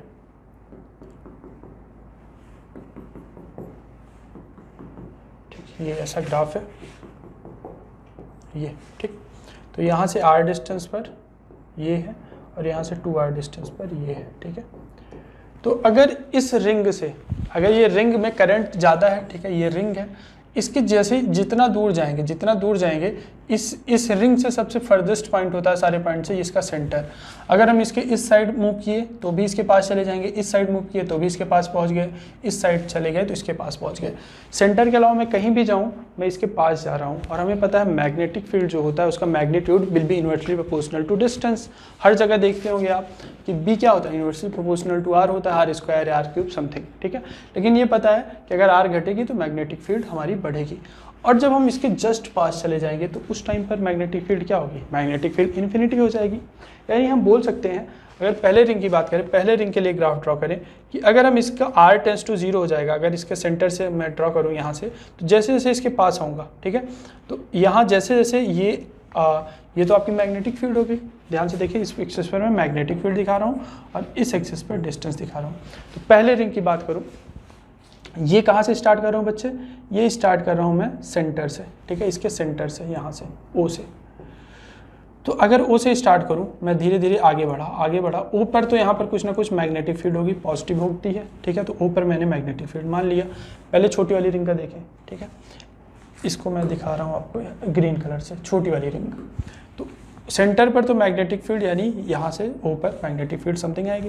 लेकिन जैसे जैसे मैं इसके पास गया, जैसे जैसे इस वायर के पास गया, यानी जैसे जैसे मेरी डिस्टेंस आर हो रही है, जैसे जैसे मेरी डिस्टेंस आर हो रही है, मैग्नेटिक फील्ड बढ़ेगी और इनफाइनाइट हो जाएगी। सेम कंडीशन अगर मैं इस साइड भी आऊँगा तो भी होगी। तो ये समथिंग लाइक दिस उसका मैग्नेटिक फील्ड का ग्राफ आपका आएगा, ठीक है। ये एसिम्प्टोड होगा इस वाली लाइन के और टेंड टू इन्फिनिटी होगा, ठीक है। अब एक चीज़ और, अच्छा, सेंटर पर मैग्नेटिक फील्ड होती कितनी है, सेंटर पर जो मैग्नेटिक फील्ड होती है वो होती है mu naught I by 2 R होती है। तो इसका रेडियस है आर और ये I1 है, तो mu naught I1 by 2 are हो गया, ठीक है। ये हो गया आपकी छोटी वाली रिंग के कारण। बड़ी वाली रिंग की बात करें तो mu naught I2 by 4 are हो गया, ठीक है। अब ये आप बताएं इनमें से कौन सा बड़ा है, ठीक है। अगर आप इसको डिवाइड करते हैं, ये मैग्नेटिक फील्ड ड्यू टू बाहर वाले कारण B2 लिख लें और ये B1 लिख लें, ठीक है। तो B1, अगर B1 बाई B2 का अगर मैं रेशियो देखूं तो B1 यार देखें ये 2R हो जाएगा, ये 2R, ठीक है। तो mu naught B1 by B2 अगर मैं करूं तो B1 बाई B2 कितना हो जाएगा, I1 और वहाँ बचेगा I2 बाई 2, ठीक है। तो ये हो गया 2I1, ठीक है, यानी 2I1 बाई I2 हुआ। और हमें एक चीज़ पता है, 2I1 by I2 is less than 1 है, ठीक है, इट इज़ लेस दैन 1, यानी B1 by B2 will be less than 1, यानी B1 will be less than B2, ठीक है। यानी B1 की जो वैल्यू होगी वो B2 से कम होगी सेंटर पर। तो सेंटर पर अगर उसकी वैल्यू कम है, क्योंकि सेंटर पे ही मैग्नेटिक फील्ड है, तो इस केस में ज़्यादा होगी, हमें पता है B1 में कम होगी, B2 में थोड़ी सी ज़्यादा होगी, ठीक है। ये B1 के लिए ग्राफ ड्रा किया था पहला वाला, B2 के लिए बच्चे मैं इस वाले कलर से कर रहा हूँ, ठीक है। तो यहाँ से हमें पता चला सेंटर पर जो मैग्नेटिक फील्ड आएगी इसके कारण बाहर वाले कारण ज़्यादा होगी, तो यानी उसके सेंटर पर इतना आया, और उसका जो ग्राफ होगा समथिंग लाइक दिस होगा, ठीक है। इस तरीके का कुछ ग्राफ होगा, ठीक है। ये इसका है, अंदर वाले का ग्राफ है ग्रीन से, बाहर वाले का ये दिखाया। तो देखिए बच्चे, कोई ना कोई पॉइंट ऐसा है, कोई ना कोई पॉइंट ऐसा है जहाँ पर वो क्या हो रहा है, दोनों की मैग्नेटिक फील्ड इक्वल हो रही है। तो जहाँ पर भी बच्चे मैग्नेटिक फील्ड इक्वल हो रही है R से R के बीच, वहाँ पर जहाँ पर भी मैग्नेटिक फील्ड इसकी इक्वल होगी वहाँ पर तो जीरो पॉसिबल है ही, ठीक है। Is non zero at all points, तो बोल रहा है सारे पॉइंट्स पर नॉन जीरो है, तो ऐसा तो होगा नहीं, क्योंकि कहीं ना कहीं पर ये मैग्नेटिक फील्ड बराबर हुई और वहाँ पर ये magnetic field, net magnetic field क्या हो जाएगी, जीरो हो जाएगी, ठीक है। अब आप बोलेंगे सर आर के बाहर ही थोड़ी कट करेगा, ऑब्वियस है बच्चे आर के अंदर ही कट करेगा ना, जीरो से आर के बीच, आर से लेस देन आर के बीच बोला है, तो ये डिस्टेंस आर हुई और ये इसी के अंदर कट करेगा, क्योंकि इसके बाहर तो बच्चे ये है ही नहीं, इसी के अंदर ही ये इन्फिनिटी पर चली जाती है। तो ये जो कट कर रहा है ये हमेशा for R less than R के लिए कट कर रहा है, और कहीं पर चूंकि कट कर रहा है यानी दोनों को magnetic field equal in magnitude होगी, बट अपोजिट इन डायरेक्शन है, जो कि हमने पहले भी देख रखा है। तो ऑब्वियस है दिस विल बी इनकरेक्ट, क्योंकि इसने नॉन जीरो बोला है फॉर ऑल पॉइंट, जबकि हमें दिख रहा है कि ये जीरो होगा किसी एक पॉइंट पर। डी की बात करें, x, y points normally outward in the X Y plane at all points between two loops, यानी दोनों लूप के बीच बोला है। तो अगर दोनों लूप के बीच बोला है कि आउटवर्ड होगा हमेशा तो अगर इसके लिए बात करूँ तो इसके ये जो अंदर वाला है इसके कारण मैग्नेटिक फील्ड आउटवर्ड आएगा, कहाँ के लिए, इसके अंदर के लिए। लेकिन बच्चे ये मैग्नेटिक फील्ड आउटवर्ड होकर ऐसे अंदर जाती है, पहले ये ऐसे मैग्नेटिक फील्ड बाहर आई फिर ऐसे अंदर जाती है। तो अगर ये कोई ऐसी रिंग है, इसमें करंट ऐसे सपोज करें फ्लो कर रही है, ठीक है, तो मैग्नेटिक फील्ड इसके अंदर तो आउटवर्ड होगी, बट ये बाहर जाके कैसी हो जाएगी, इनवर्ड। इसी की मैग्नेटिक फील्ड जो है ऐसे बाहर होके पहले बाहर आएगी फिर ऐसे अंदर चली जाएगी, यानी इस सर्कल के अंदर इसकी मैग्नेटिक फील्ड आउटवर्ड होगी फिर बाहर जाएगी ऐसे, तो ये ऐसे इन्वर्ट की तरफ चली जाएगी। यानी इसके कारण, इस वाली रिंग के कारण इस स्पेस में जो मैग्नेटिक फील्ड होगी वो होगी क्या, वो होगी, देखें ऐसे इसकी मैग्नेटिक फील्ड आउटवर्ड आई, आउटवर्ड जाके ऐसे इनवर्ड होगी, यानी मैग्नेटिक फील्ड की डायरेक्शन इनवर्ड हुई, किसके कारण, इसके कारण।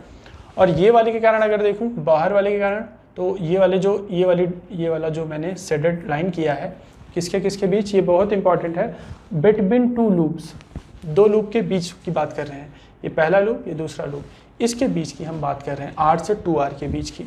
तो इस वाले के कारण जो मैग्नेटिक फील्ड आएगी बाहर वाले के कारण वो क्या होगी, I इसमें ऐसे है, थंब मेरा इनवर्ड जा रहा है, तो बाहर वाले के कारण भी इनवर्ड है और अंदर वाले के कारण भी इस स्पेस में इनवर्ड है, तो नेट भी इनवर्ड होगा, तो इसने बोला है आउटवर्ड, तो आउटवर्ड नहीं होगा, इनवर्ड होगा, ठीक है। तो ये दोनों ऑप्शन आपके बच्चे गलत हो गए। फिर से देख लें, इसके कारण भी इन्वर्ट होगा इस वाले स्पेस में और इसके कारण भी इन्वर्ट होगा, तो नेट भी इन्वर्ट होना चाहिए, इसने आउटवर्ड दे रखा है इसलिए गलत हुआ, नोट करें।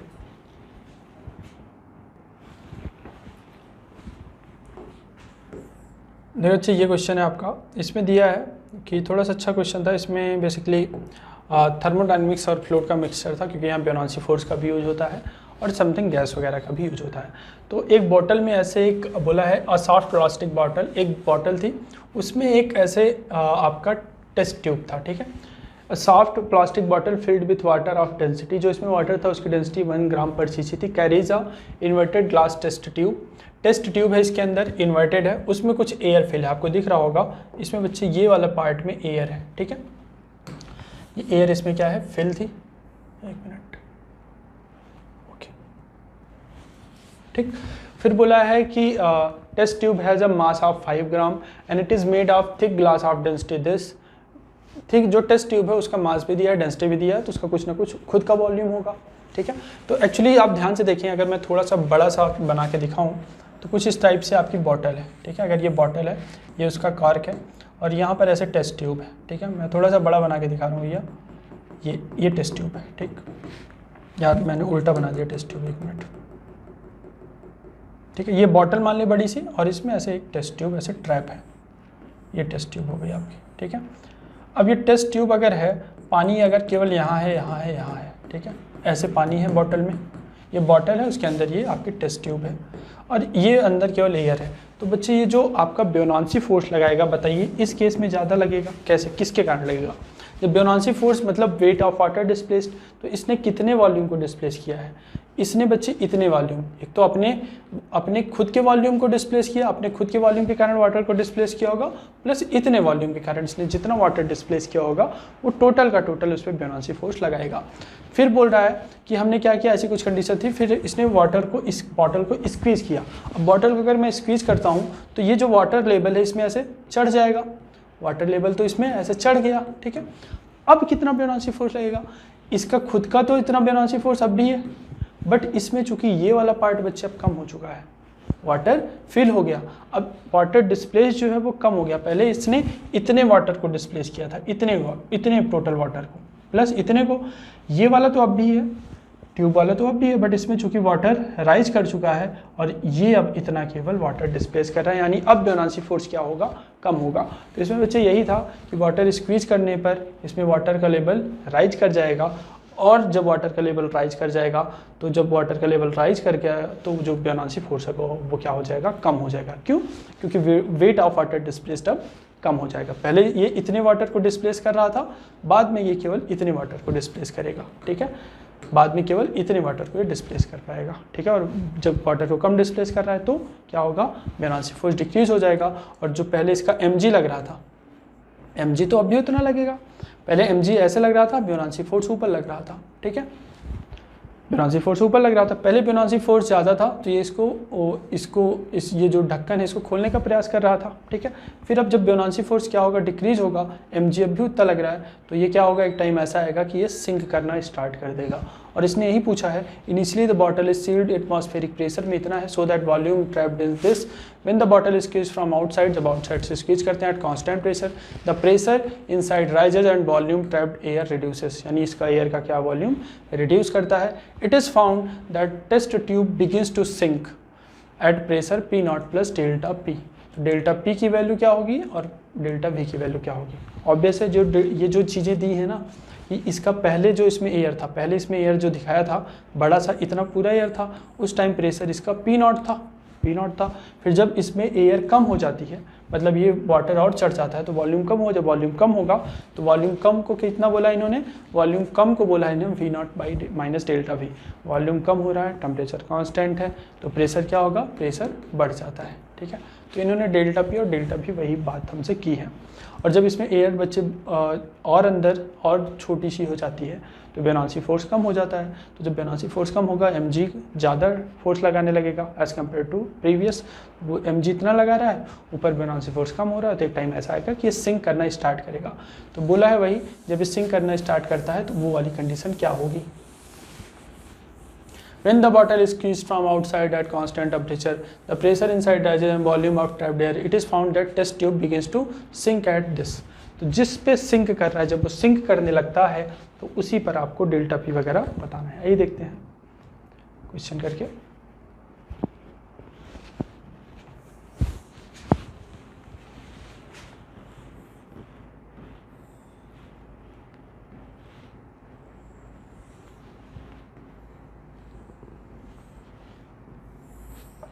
ठीक है, ये बच्चे आपकी टेस्ट ट्यूब है।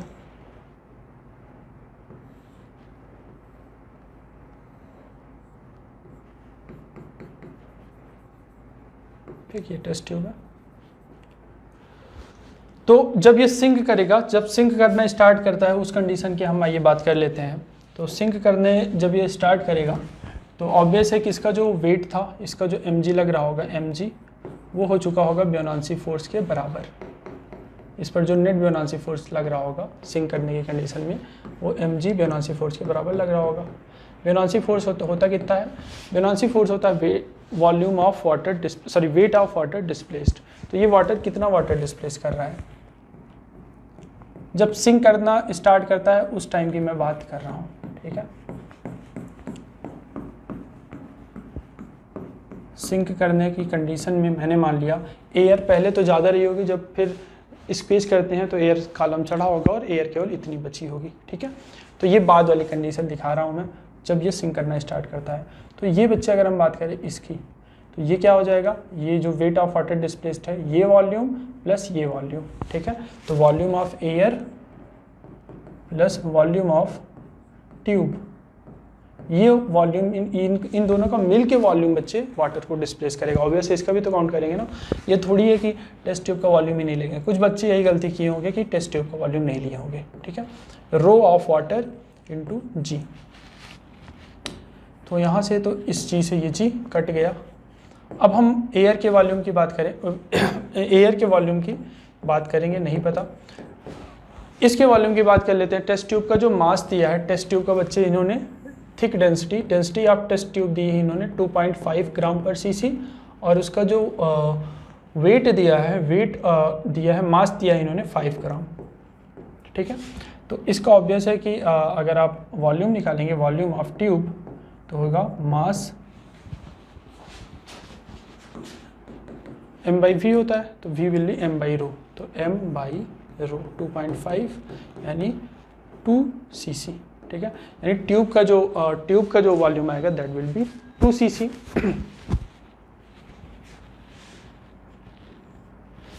प्लस रो w, ठीक है। वाटर की डेंसिटी इन्होंने दे रखी है 1 ग्राम पर सीसी दी रखी है, तो इसको 1 रख लें। और इसका मास वैसे कितना है, इसका मास जो है ट्यूब का मास इन्होंने ऑलरेडी दे रखा है 5 ग्राम, और यहाँ हम ट्यूब के लिए ही तो कैलकुलेट कर रहे हैं, तो ये 5 हुआ, और ये हो गया वी एयर प्लस 2, यानी वॉल्यूम ऑफ एयर कितनी हो चुकी है जब वो सिंक करना स्टार्ट करता है 3 cc, ठीक है। वैसे थी कितनी, इन्होंने दिया है बच्चे कि volume of trapped air is 3.3 cc, ये 3.3 cc तब रही होगी जब हमने स्क्वीज नहीं किया है। ये है आफ्टर स्क्वीज कंडीशन, ठीक है। ये स्क्वीज करने के बाद वाली कंडीशन है, ठीक है। 5 gram ideal trapped volume in the bottle is sealed atmospheric pressure and squeezed, जब ये कर देता है तो उसके बाद वाली ये कंडीशन है। स्क्वीज करने के बाद वॉल्यूम ऑफ एयर कितना हो चुका है 3 cc, पहले कितना था, पहले ये था बच्चे बिफोर स्क्वीज, इसका जो स्क्वीजिंग मान लें, स्क्वीजिंग जो बिफोर स्क्वीजिंग इसका जो एयर का वॉल्यूम था वो था 3.3 cc, ठीक है। तो इसके वॉल्यूम में डिफरेंस कितना आया, वॉल्यूम में बच्चे इसके डिफरेंस आया है 0.3 cc का, ठीक है। तो 0.3 cc का यहाँ पर डिफरेंस आया है। तो वॉल्यूम में तो V not minus delta we आप इजीली लिख सकते हैं, V not minus delta we हो जाता है, यानी कितना कम हो रहा है, और 3.3 cc कम हो रहा है। और वैसे पूछा किसने है इसमें, इसने पूछा है, ठीक है, 0.3 cc हो जाएगा। फिर इसके डेल्टा P पूछा है कि प्रेशर में कितना चेंज हो रहा, वॉल्यूम कम होगा तो प्रेशर बढ़ेगा, बट कांस्टेंट टेम्परेचर पर हो रहा है, उसको हम कैसे कैलकुलेट करेंगे आइए देखते हैं। हमें पता है P V is equal to constant है, तो आप इसको लिख सकते हैं P, क्या लिखेंगे, ये कांस्टेंट है तो ये आप इसको P ऐसे करके लिख सकते हैं।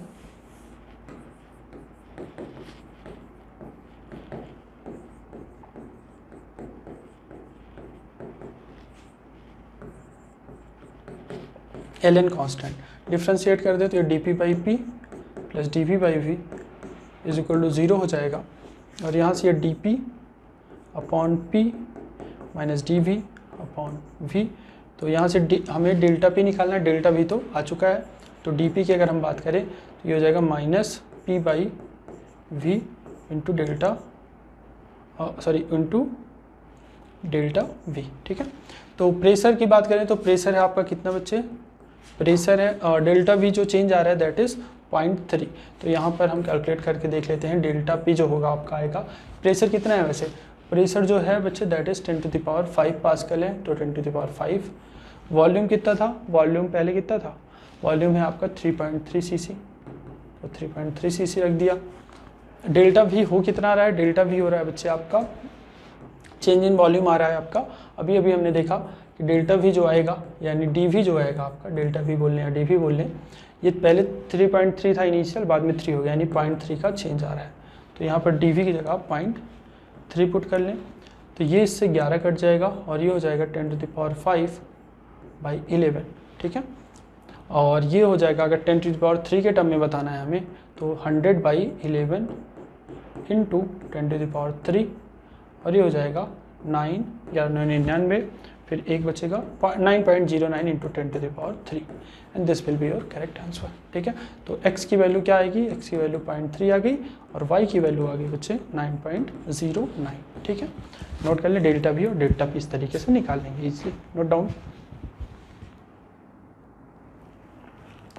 अच्छा, इसमें पूछा गया था, इन्होंने पूछा था, सिंपल सा क्वेश्चन था, a pendulum consist of a Bob of mass 0.1 kg and the massless inextensible string of length L 1 meter. It is suspended from a fixed point h is equal to 0.9 above the frictionless floor. Initially the bob pendulum is lying on the floor at the rest vertically below the point of suspension. The horizontal impulse इसको इतना दिया जाता है। तो इसको question अगर आप थोड़ा सा समझें तो इसमें क्या दिया था मैं आपको एक्सप्लेन करता हूँ। बोला कि एक ऐसे वॉल है, ठीक है, ये हॉरिजॉन्टल फ्लोर है, यहाँ से बच्चे इनके, अरे यार मैं स्प्रिंग बना रहा हूँ, ठीक है, ऐसे कुछ इस तरीके से एक स्ट्रिंग से एक बॉब ऐसे कनेक्टेड है, ठीक है, ये है। अब चूंकि इसकी लेंथ 1 मीटर है, ऑब्वियस अगर इनके बीच की जो डिस्टेंस है दोनों फ्लोर की ये 0.9 मीटर है और स्ट्रिंग की लेंथ जो है बच्चे वो 1 मीटर है, तो ऑब्वियस है ये टाइट तो होगी नहीं, ऐसे कुछ कंडीशन थी, जस्ट बिलो इसके रखा गया था। फिर बोला है pendulum is lying on the floor vertically below the point of suspension, जहाँ पॉइंट ऑफ सस्पेंशन है उसके वर्टिकली बिलो था। इसको उन्होंने एक इम्पल्स दिया, कितने का, 0.2 kg मीटर पर सेकेंड। तो इम्पल्स होता है बच्चे change in momentum, delta P होता है P final minus P initial. Initial इसका 0 था, रखा हुआ था, इम्पल्स इन्होंने दिया 0.2 kg का, तो मास इनटू वेलोसिटी, ठीक है। तो जो इसकी वेलोसिटी हो जाएगी वो कितनी हो जाएगी, 0.2, मास किसका कितना है, मास है 0.1 kg, तो यानी वेलोसिटी इसको मिल गई 2 मीटर पर सेकेंड की, यानी इसको जो वेलोसिटी मिली इम्पल्स तरीके के कारण 2 मीटर पर सेकेंड मिली। तो ये जाएगी जाएगी जाएगी और एक टाइम ऐसा आएगा बच्चे कि ये वाली लेंथ जो इसकी 1 मीटर लेंथ है वो टोटल इसकी 1 मीटर लेंथ हो जाएगी, एक टाइम ऐसा तो आएगा ही, ठीक है। फिर जब ये 1 मीटर की लेंथ हो जाएगी तो इसके पास जो वेलोसिटी है भी ही रही, ठीक है, लेकिन ये जस्ट टाइट हुआ, जस्ट अभी टाइट हुआ है। फिर क्या होगा, अभी इसका टेंशन, ये जो बोला है the magnitude of angular moment of pendulum about the point of suspension just before the Bob lift, यानी जब बॉब लिफ्ट करता है, जैसे ही बच्चे इसमें टेंशन टी आएगा वैसे ये क्या करेगा, लिफ्ट कर जाएगा, ठीक है। तो जस्ट बिफोर लिफ्ट की बात की गई है, यानी जस्ट बिफोर लिफ्ट की अगर हम बात करें उस टाइम इन्होंने एंगुलर मोमेंटम पूछा है। एंगुलर मोमेंटम होता है mv क्रॉस r, यानी mvr परपेंडिकुलर, ठीक है, mvr परपेंडिकुलर होता है। अच्छा, mv इसका कितना है, इसका mv यानी उसका मोमेंटम उसका कितना है, 0.2 है, तो 0.2 हुआ। r परपेंडिकुलर ये mv है और इससे परपेंडिकुलर डिस्टेंस देखते हैं। वैसे इन्होंने जो पॉइंट पूछा है angular momentum of pendulum about the point of suspension, इस पॉइंट के अराउंड बच्चे इन्होंने एंगुलर मोमेंटम पूछा है। तो मोमेंटम तो इतना है, परपेंडिकुलर डिस्टेंस कितनी है मोमेंटम की इस पॉइंट से, ये वाली, दिस इज परपेंडिकुलर डिस्टेंस, इस मोमेंटम की perpendicular distance from this point is 0.9, तो ये हो गया बच्चे 0.18, ये आपका एंगुलर मोमेंटम आ गया। J K G into metre per second square, metre square into second जो है मीटर स्क्वायर पर सेकेंड, यही सब आएगा, ये तो यूनिट है, ठीक है। फिर बोला है the kinetic energy of pendulum just after lift off is के जूल। अब देखें भैया, जब ये यहाँ पर पहुँचा यार, ठीक है, ये आपका कितना है, ये 9 मीटर है और ये 1 मीटर, ठीक, ये थीटा मान लें, ठीक है, इसको थीटा अगर मैं मान लूँ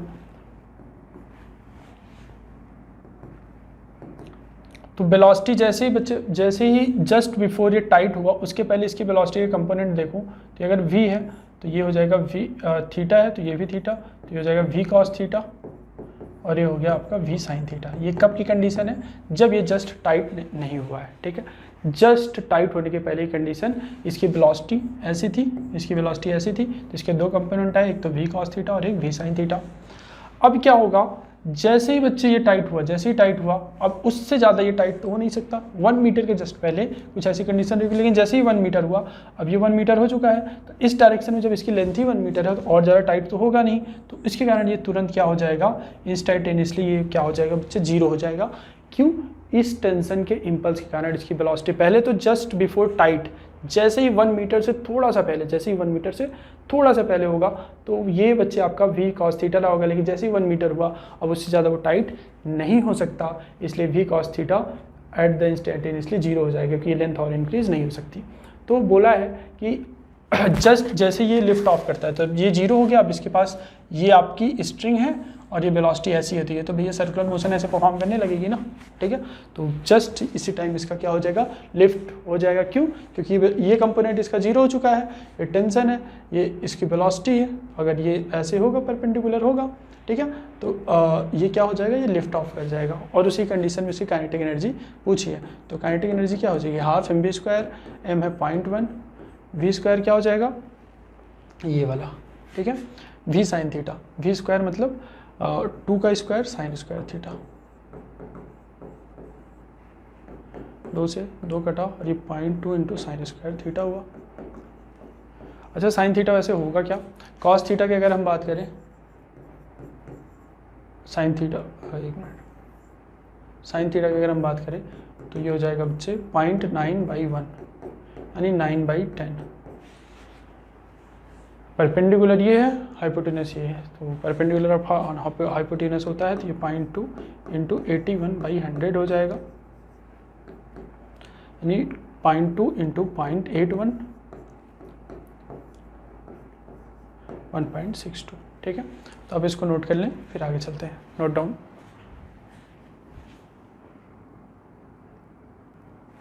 हाँ ये कैलकुलेशन थोड़ी सी सही कर लो, ये वाली 1.62 ना 3 डिजिट पे लगेगा, तो ये हो जाएगा 0.162, ठीक है, नोट कर लें, फिर आगे चलते हैं। देखो इसमें दिया था बच्चे, in a circuit metal filament lamp is connected in series with a capacitor of capacitance C microfarad across the 200 volt, ठीक है। फिर बोला है 50 हर्ट्ज सप्लाई, एक लैंप था, मैं क्वेश्चन बताता हूँ, एक कैपेसिटेंस था, ठीक है, उससे बाद एक लैंप था, ठीक है, ये इंडक्टर नहीं है पहली बात तो, ये लैंप है, तो कंफ्यूज मत होइएगा, there is no inductance in circuit, ये भी इन्होंने दे रखा है वैसे, ये ठीक। इसको इन्होंने बोला है 200 वोल्ट और सप्लाई 50 हर्ट्ज की कर रहे हैं, ठीक है। उसके बाद बोला है कि the power consumed by lamp is 500 वाट, यानी ये जो लैंप पावर कंज्यूम कर रहा है वो 500 वाट है। While the voltage drop across it is 100 volt, इसके अक्रॉस जो वोल्टेज ड्रॉप है दैट इज़ 100 वोल्ट है। Assume there is no inductive load in the circuit, inductor वहाँ कोई नहीं है। Take RMS voltage of the voltage, take RMS values of the voltage, यानी जो ये वोल्टेज वगैरह दिए हैं बोल रहा है RMS लो। फिर तो बोला है कि the magnitude of phase angle between current and supply voltage is 5, assume π√3/5, then value of C कितना होगा, ठीक है, वैल्यू ऑफ C और एक मिनट, ठीक है, और वैल्यू ऑफ K, दो चीज़ें पूछी गई हैं, ठीक। तो ये एक तो C की बात की गई है और एक K की बात की गई है, ठीक है यार, एक मिनट, वैल्यू ऑफ C बोला है, उसके बाद वैल्यू ऑफ 5 बोला है, दो चीज़ें, K तो लास्ट वाले क्वेश्चन का था, ये 5 हुआ और एक आपका C, ये दो चीज़ें बतानी है, ये देखते हैं। अच्छा इसके पावर कंज्यूम की अगर हम बात करें तो पावर P = V/IRMS लिख लेंगे, ठीक है। पावर कंज्यूम कर रहा है 500 और वोल्टेज इसके क्रॉस है 100, तो IRMS कितना हो गया, IRMS हो गया आपका 5, IRMS हो गया बच्चे 5, ठीक है। आपसे पूछा है वैसे C पूछा है ना, ठीक है, इसको आप C मान लें, ठीक, C माइक्रोफैरड। अब क्या करेंगे, अब इसका जो नेट MR, ये पूरी सर्किट की अगर हम बात करें बच्चे, तो इसकी पूरी सर्किट का जो नेट VRMS है वो कितना है, ये है बच्चे 200 वाट, ठीक है। तो हमें पता है अगर हम इसको IRMS इंटू Z लिख दें, Z इम्पिडेंस टोटल, तो ये हो जाएगा 200, IRMS हमें पता है तो Z की वैल्यू क्या होगी 200/5 यानी 40, ठीक है, यानी Z की वैल्यू बच्चे हमारे पास आ गई 40 आ गई। अच्छा ये लैंप है, इसका रेजिस्टेंस होगा कुछ ना कुछ, हमें वोल्टेज पता है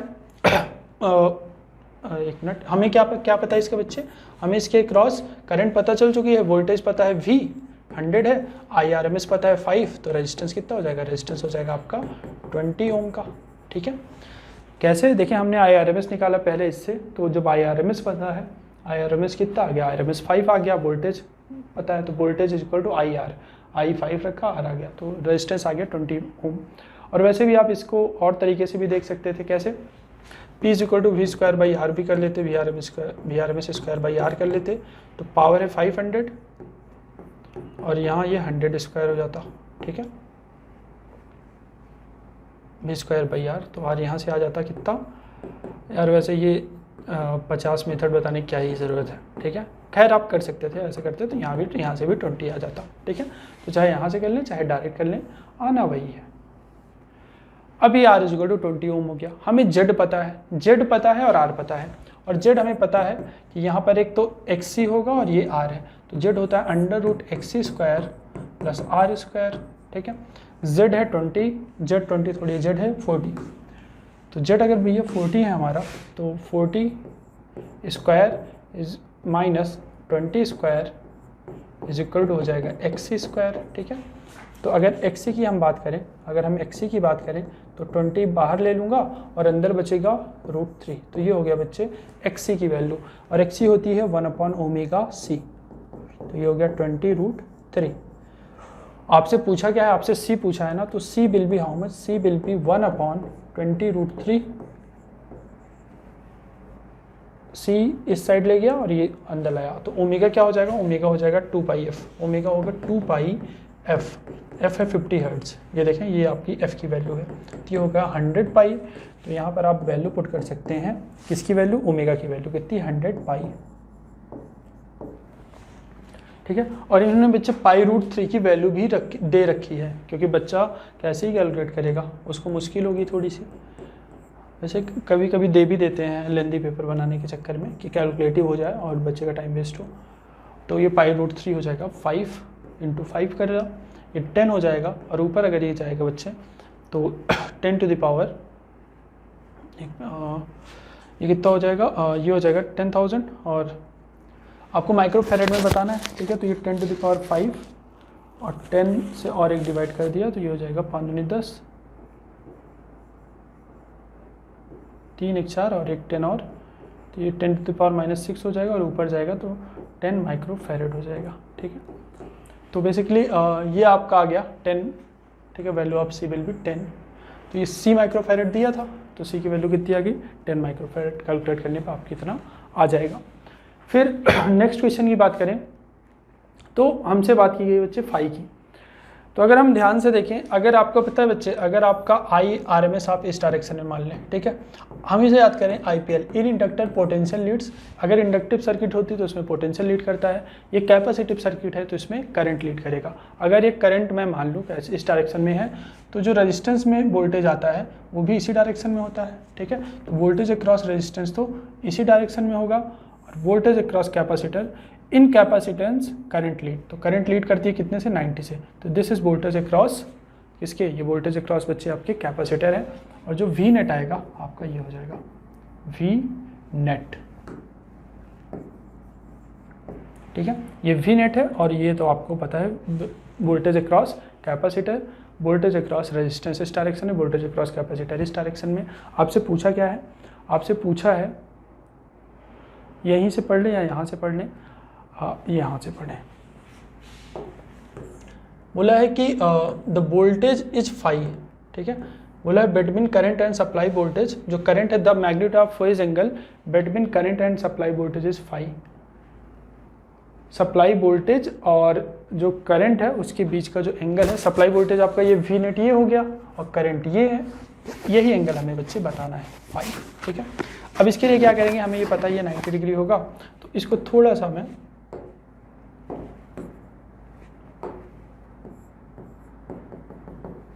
ये ऐसे हो जाता है। ठीक है, तो आप इसको चाहे ऐसे भी लिख सकते हैं, cos phi will be this आधार बटे बेस अपॉन हाइपोटेनस। तो बेस कितना है, बेस है आपका ये, और हाइपोटेनस इज वी नेट। ठीक है, और नेट ही आपका, और वोल्टेज अक्रॉस रेजिस्टेंस कितना था, वोल्टेज अक्रॉस रेजिस्टेंस हमारा आया था बच्चे कितना, वोल्टेज अक्रॉस रेजिस्टेंस आपका है 100 वोल्ट। ठीक है, तो जब ये 100 वोल्ट है तो वोल्टेज अक्रॉस रेजिस्टेंस देख लें, बेस अपॉन हाइपोटेन्यूज आप देख सकते हैं, ठीक है। ये आपका वोल्टेज अक्रॉस कैपेसिटर है, ये वोल्टेज अक्रॉस रेजिस्टेंस है, ये वी नेट कौन सा वाला वोल्टेज है, ये बच्चे उसके पूरी सर्किट का जो नेट वोल्टेज है कौन सा वाला, ये वाला वोल्टेज 200 वोल्ट, ठीक है। तो आप 200 वोल्ट इसको मान लेंगे। तो वी आर कितना है, वी आर आपको दिया था 100 दिया था, ठीक है, देख लें ये 100 है, वी नेट 200 है, 200 है 1/2 आ गया। बहुत सारे मेथड है।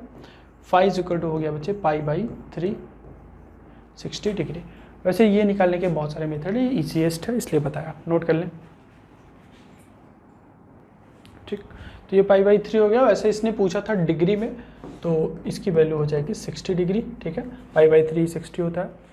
और इसमें बच्चे थोड़ी सी कैलकुलेशन ये ठीक कर ले, ये हो गया आपका 10,000, ठीक है। तो अगर ये 10,000 है और ये हमें माइक्रो फैरेड में बनाना है, यानी 10⁻6 करना पड़ेगा। तो ये जो हमने 10 से मल्टीप्लाई किया है, तो 10 से अगर मल्टीप्लाई करूँगा 1 2 3 4 5 ही हो पाएगा। तो हमें लेकिन माइक्रो होता है 6 की पावर में ना, तो इसलिए 100 से मल्टीप्लाई करना पड़ेगा और यहाँ 100 से डिवाइड करना पड़ेगा। इन दैट केस ये हो जाएगा 10⁻6, ऊपर जाएगा 10⁻⁻6 हो जाएगा और ये 100 माइक्रो फैरेड आपको मिल जाएगा। तो सी की वैल्यू हमारी जो आई है दैट इज़ 100 माइक्रो फैरेड, ठीक है। 100 माइक्रो फैरेड ये हो गया और 60 आपका ये हो गया, ठीक है। आप इसको नोट कर लें, फिर हम नेक्स्ट क्वेश्चन लेते हैं। बच्चों इसमें दिया था अच्छा सा क्वेश्चन था, थोड़ा सा प्यारा सा था। इसमें दिया था a special metal S conductor electricity without resistance. तो इसका जो सार था कहने का, बोला कि एक यहाँ पर ऐसे रिंग थी, ठीक है, ये किसी मेटल एस की बनी हुई थी और इसके आगे अगर मैं थोड़ा सा इसको हटा के आपको क्वेश्चन की ओर समझाऊँ, तो इसमें बेसिकली था सिर्फ ये कि अगर एक ऐसा रिंग है, ठीक है, और यहाँ पर एक डाइपोल रखा हुआ है इसके एक्सिस के लॉन्ग, ठीक है, ये तो बोला है कि अगर मैं इसको इन्फिनिटी से यहाँ पर डाइपोल लाता हूँ तो ऑब्वियस है इसकी कुछ ना कुछ मैग्नेटिक फील्ड होगी, ऐसे होगी मैग्नेटिक फील्ड, क्योंकि ये मैग्नेटिक डाइपोल है। तो इसमें फ्लक्स बढ़ेगा क्योंकि मैग्नेटिक फील्ड धीरे धीरे इससे ज़्यादा होती जाएंगे और फ्लक्स बढ़ेगा।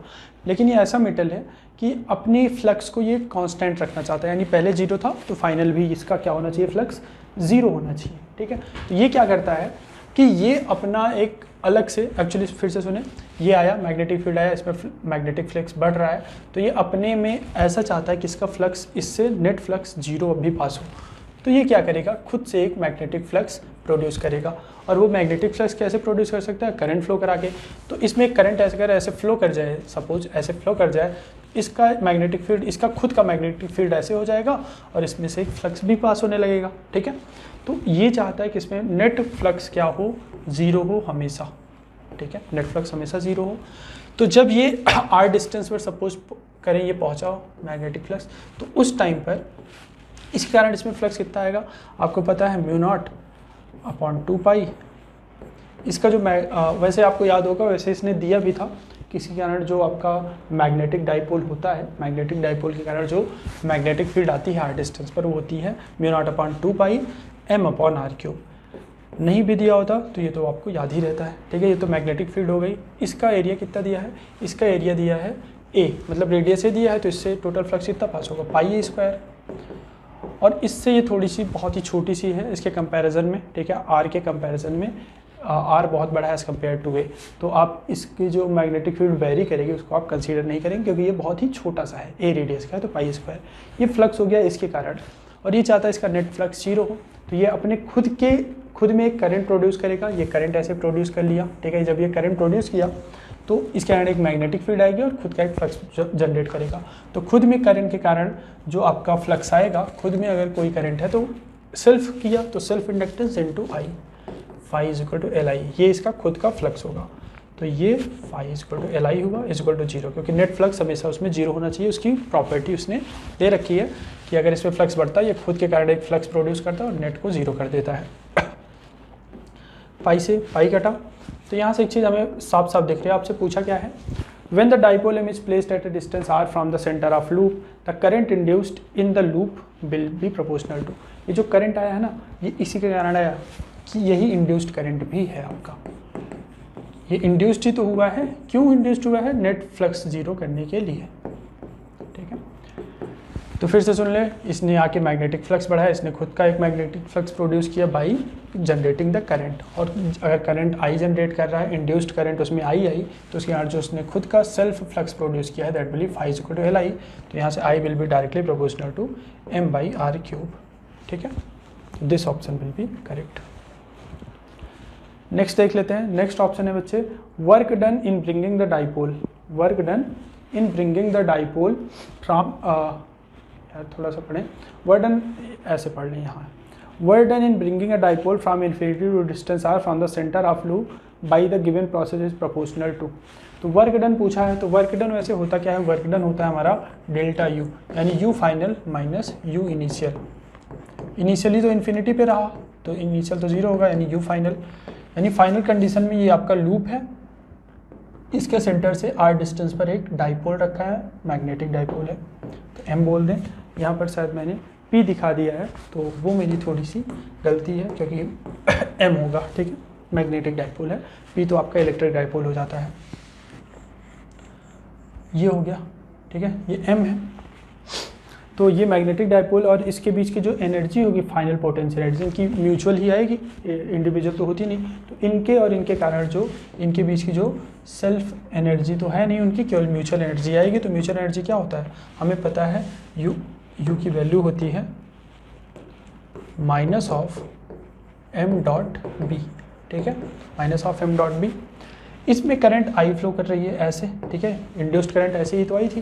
तो इसका जो एम का डायरेक्शन होगा, एम का डायरेक्शन ये होगा, एम का डायरेक्शन ये हुआ, और इसके कारण जो मैग्नेटिक फील्ड आएगी उसकी डायरेक्शन क्या है, उसकी डायरेक्शन ये है।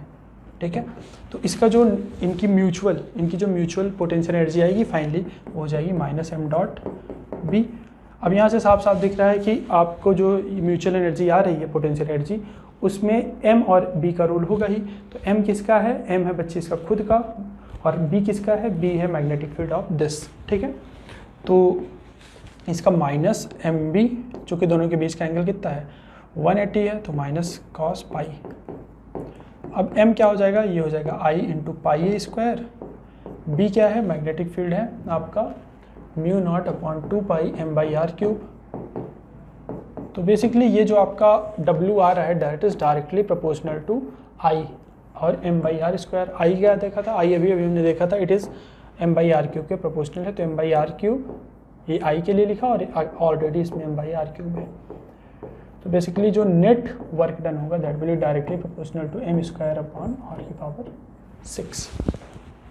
तो which option will be correct, ये वाला ऑप्शन आपका करेक्ट हो जाएगा। ठीक है, इसको आप नोट करें बच्चे।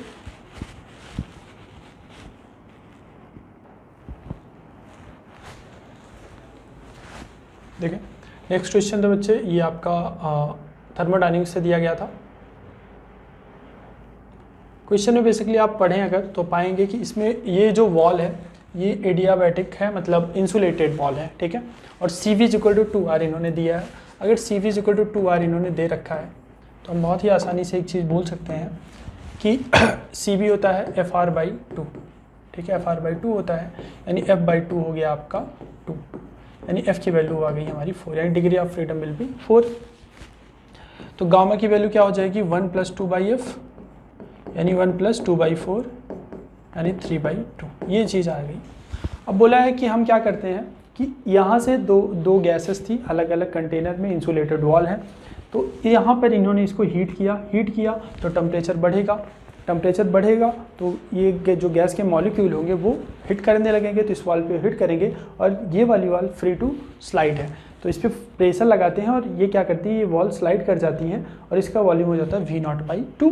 तो बचा हुआ इसका वॉल्यूम कितना होगा 3V0/2। तो वही बोला है कि जब हम the left side has electric heater और इसको हीट किए तो ये स्लाइड की और कितना हो जाती है, राइट साइड का वॉल्यूम हो जाता है V0/2। Gas temperature on left side is TL और TR। इसका इनिशियल तो T0 था, इसका भी बाद में इसको TL बोल रहे हैं और इसको TR बोल रहे हैं। ठीक है, तो बोला है कि ignore the change in temperature of cylinder, heater and partition. तो TR/T0 की वैल्यू क्या होगी। ठीक है, यानी राइट साइड वाला जो टेम्परेचर है उसमें, अच्छा ये चीज़ तो हमें पता चल गई कि जो गामा की वैल्यू होगी दैट विल बी 3/2। ठीक है, तो गामा की वैल्यू हम 3/2 लिख लेते हैं यहाँ पर। ठीक, और F की वैल्यू 4। अच्छा, अगर ये कंटेनर है आपका,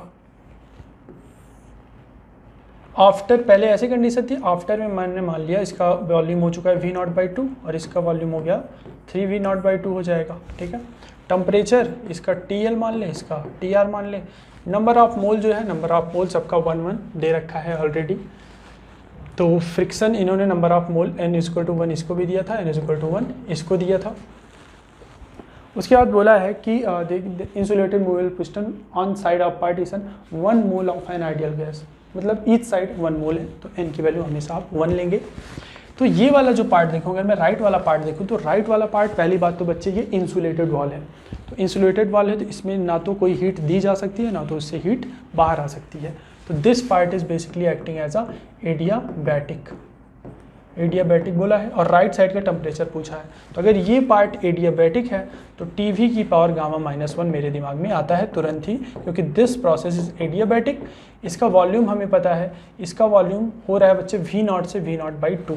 इसका जो वॉल्यूम चेंज हुआ, पहले V0 था, फिर बाद में V0/2 हो रहा है, तो वॉल्यूम चेंज हो रहा है और टेम्परेचर चेंज पूछा है। तो मैं क्या करूँगा,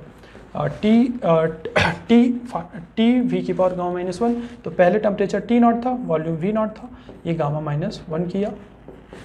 बाद में टेम्परेचर इसका TR माना, और ये आपका बाद में वॉल्यूम हो रहा है V0 की पावर गामा-1/2 की पावर गामा-1, क्योंकि बाद में वॉल्यूम V0/2 हो चुका है। इससे ये कट गया और TR/T0 कितना हो गया, TR/T0 इज 2 की पावर गामा-1, और गामा की वैल्यू 3/2 है, यानी 3/2 - 1 यानी 1/2, यानी it will B √2 and this option will be correct, ठीक है। ये तो आपका रेशियो आ गया इसका। फिर नेक्स्ट पार्ट में पूछा है Q/RT पूछा है, ठीक है। Q यानी हीट कितना दे रहे हैं, तो हीट वगैरह से रिलेटेड बातें की गई हैं। तो जो हम हीट देते हैं बच्चे, टोटल वॉल्यूम ऑफ गैस तो चेंज हो नहीं रहा है, तो वर्क डन बाई गैस तो आपका net work done by gas, यानी ना तो इसका वॉल्यूम टोटल चेंज हो रहा है ना तो इसका, यानी अलग अलग चेंज हो रहे हैं, बट टोटल अगर बात की जाए तो टोटल गैस का वॉल्यूम चेंज नहीं हो रहा है। इसका इंडिविजुअल और इसका इंडिविजुअल तो चेंज हो रहा है, बट टोटल चेंज नहीं हो रहा है। तो टोटल चेंज नहीं होने के कारण वर्क डन बाई टोटल अगर हम देखें तो 0 होगा, ठीक है। बट डेल्टा U आएगा, यानी delta U in left side plus delta U in right side. तो लेफ्ट साइड की अगर हम बात करें तो F/2 nRT डेल्टा T होता है, तो F/2 nR, n की वैल्यू 1 है, R डेल्टा T कितना हो जाएगा इसका लेफ्ट का, यानी TL minus T0। In the same manner इसका भी F/2 1R TR minus T0, ठीक है। F की वैल्यू 4 है, तो ये हो जाएगा 2R कॉमन लिया, और ये हो जाएगा TL plus TR minus 2T0। TL तो बच्चे हमें पता है, तो यही आपका Q हो जाएगा।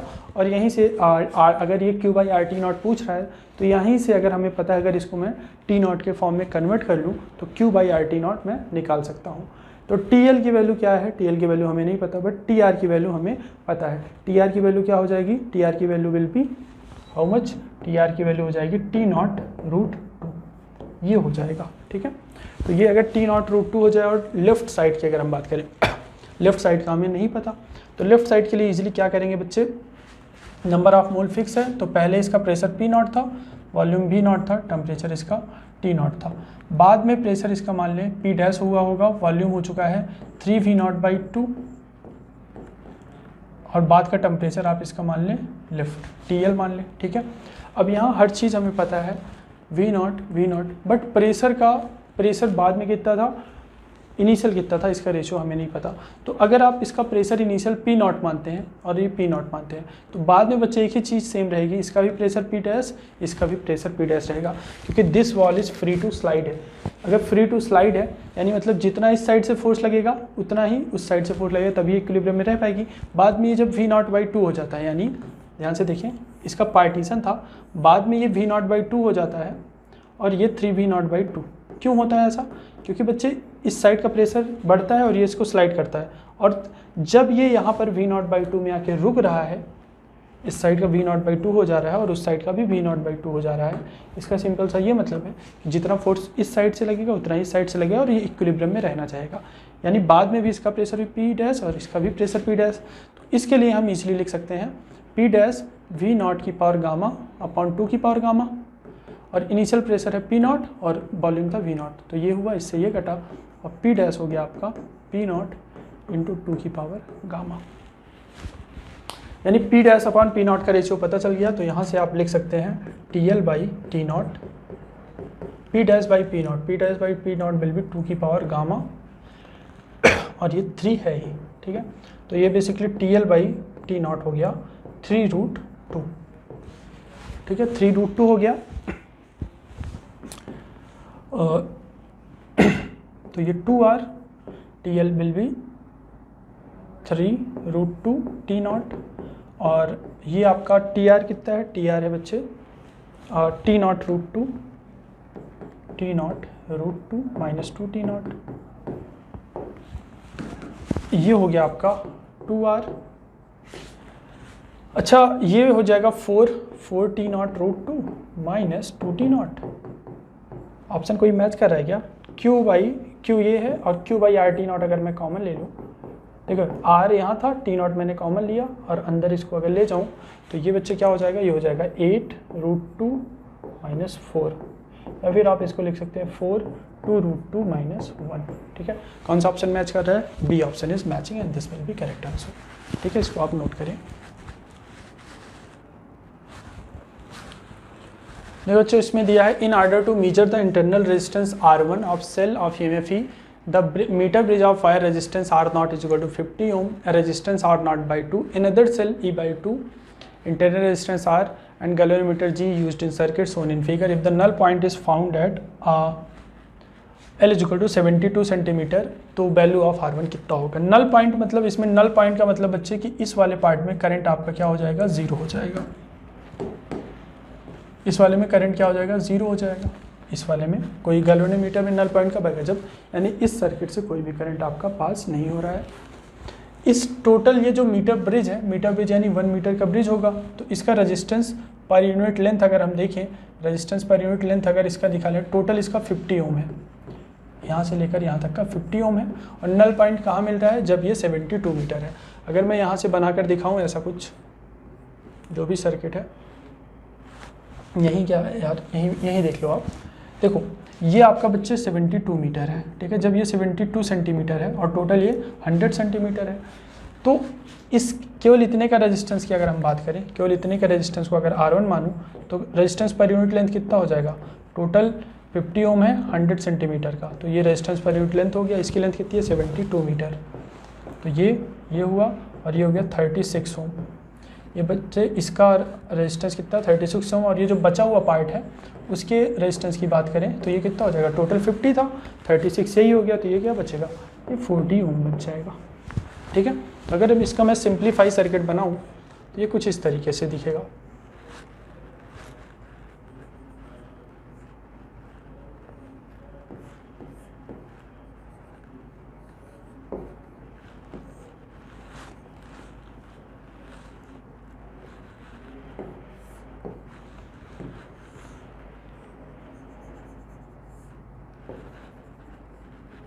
यहाँ भी भैया कुछ ना कुछ होगा, ठीक है।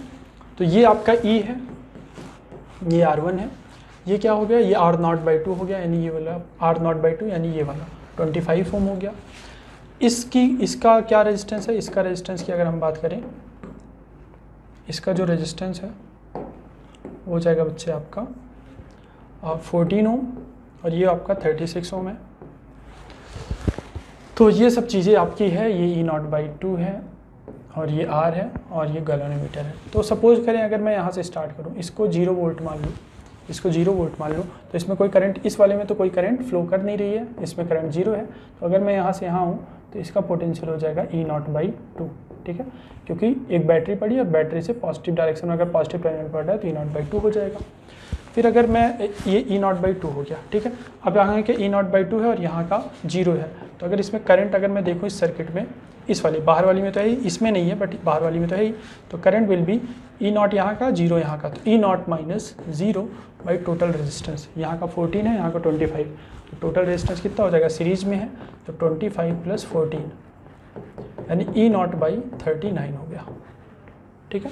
ये E0/39 हुआ। अब क्या होगा, अब हमें करंट पूरी सर्किट में पता चल गई है। करंट बच्चे इसमें जा नहीं रही है, पूरी करंट इसी सर्किट में ऐसे घूमेगी आई, और पूरी सर्किट का करंट हमें पता है।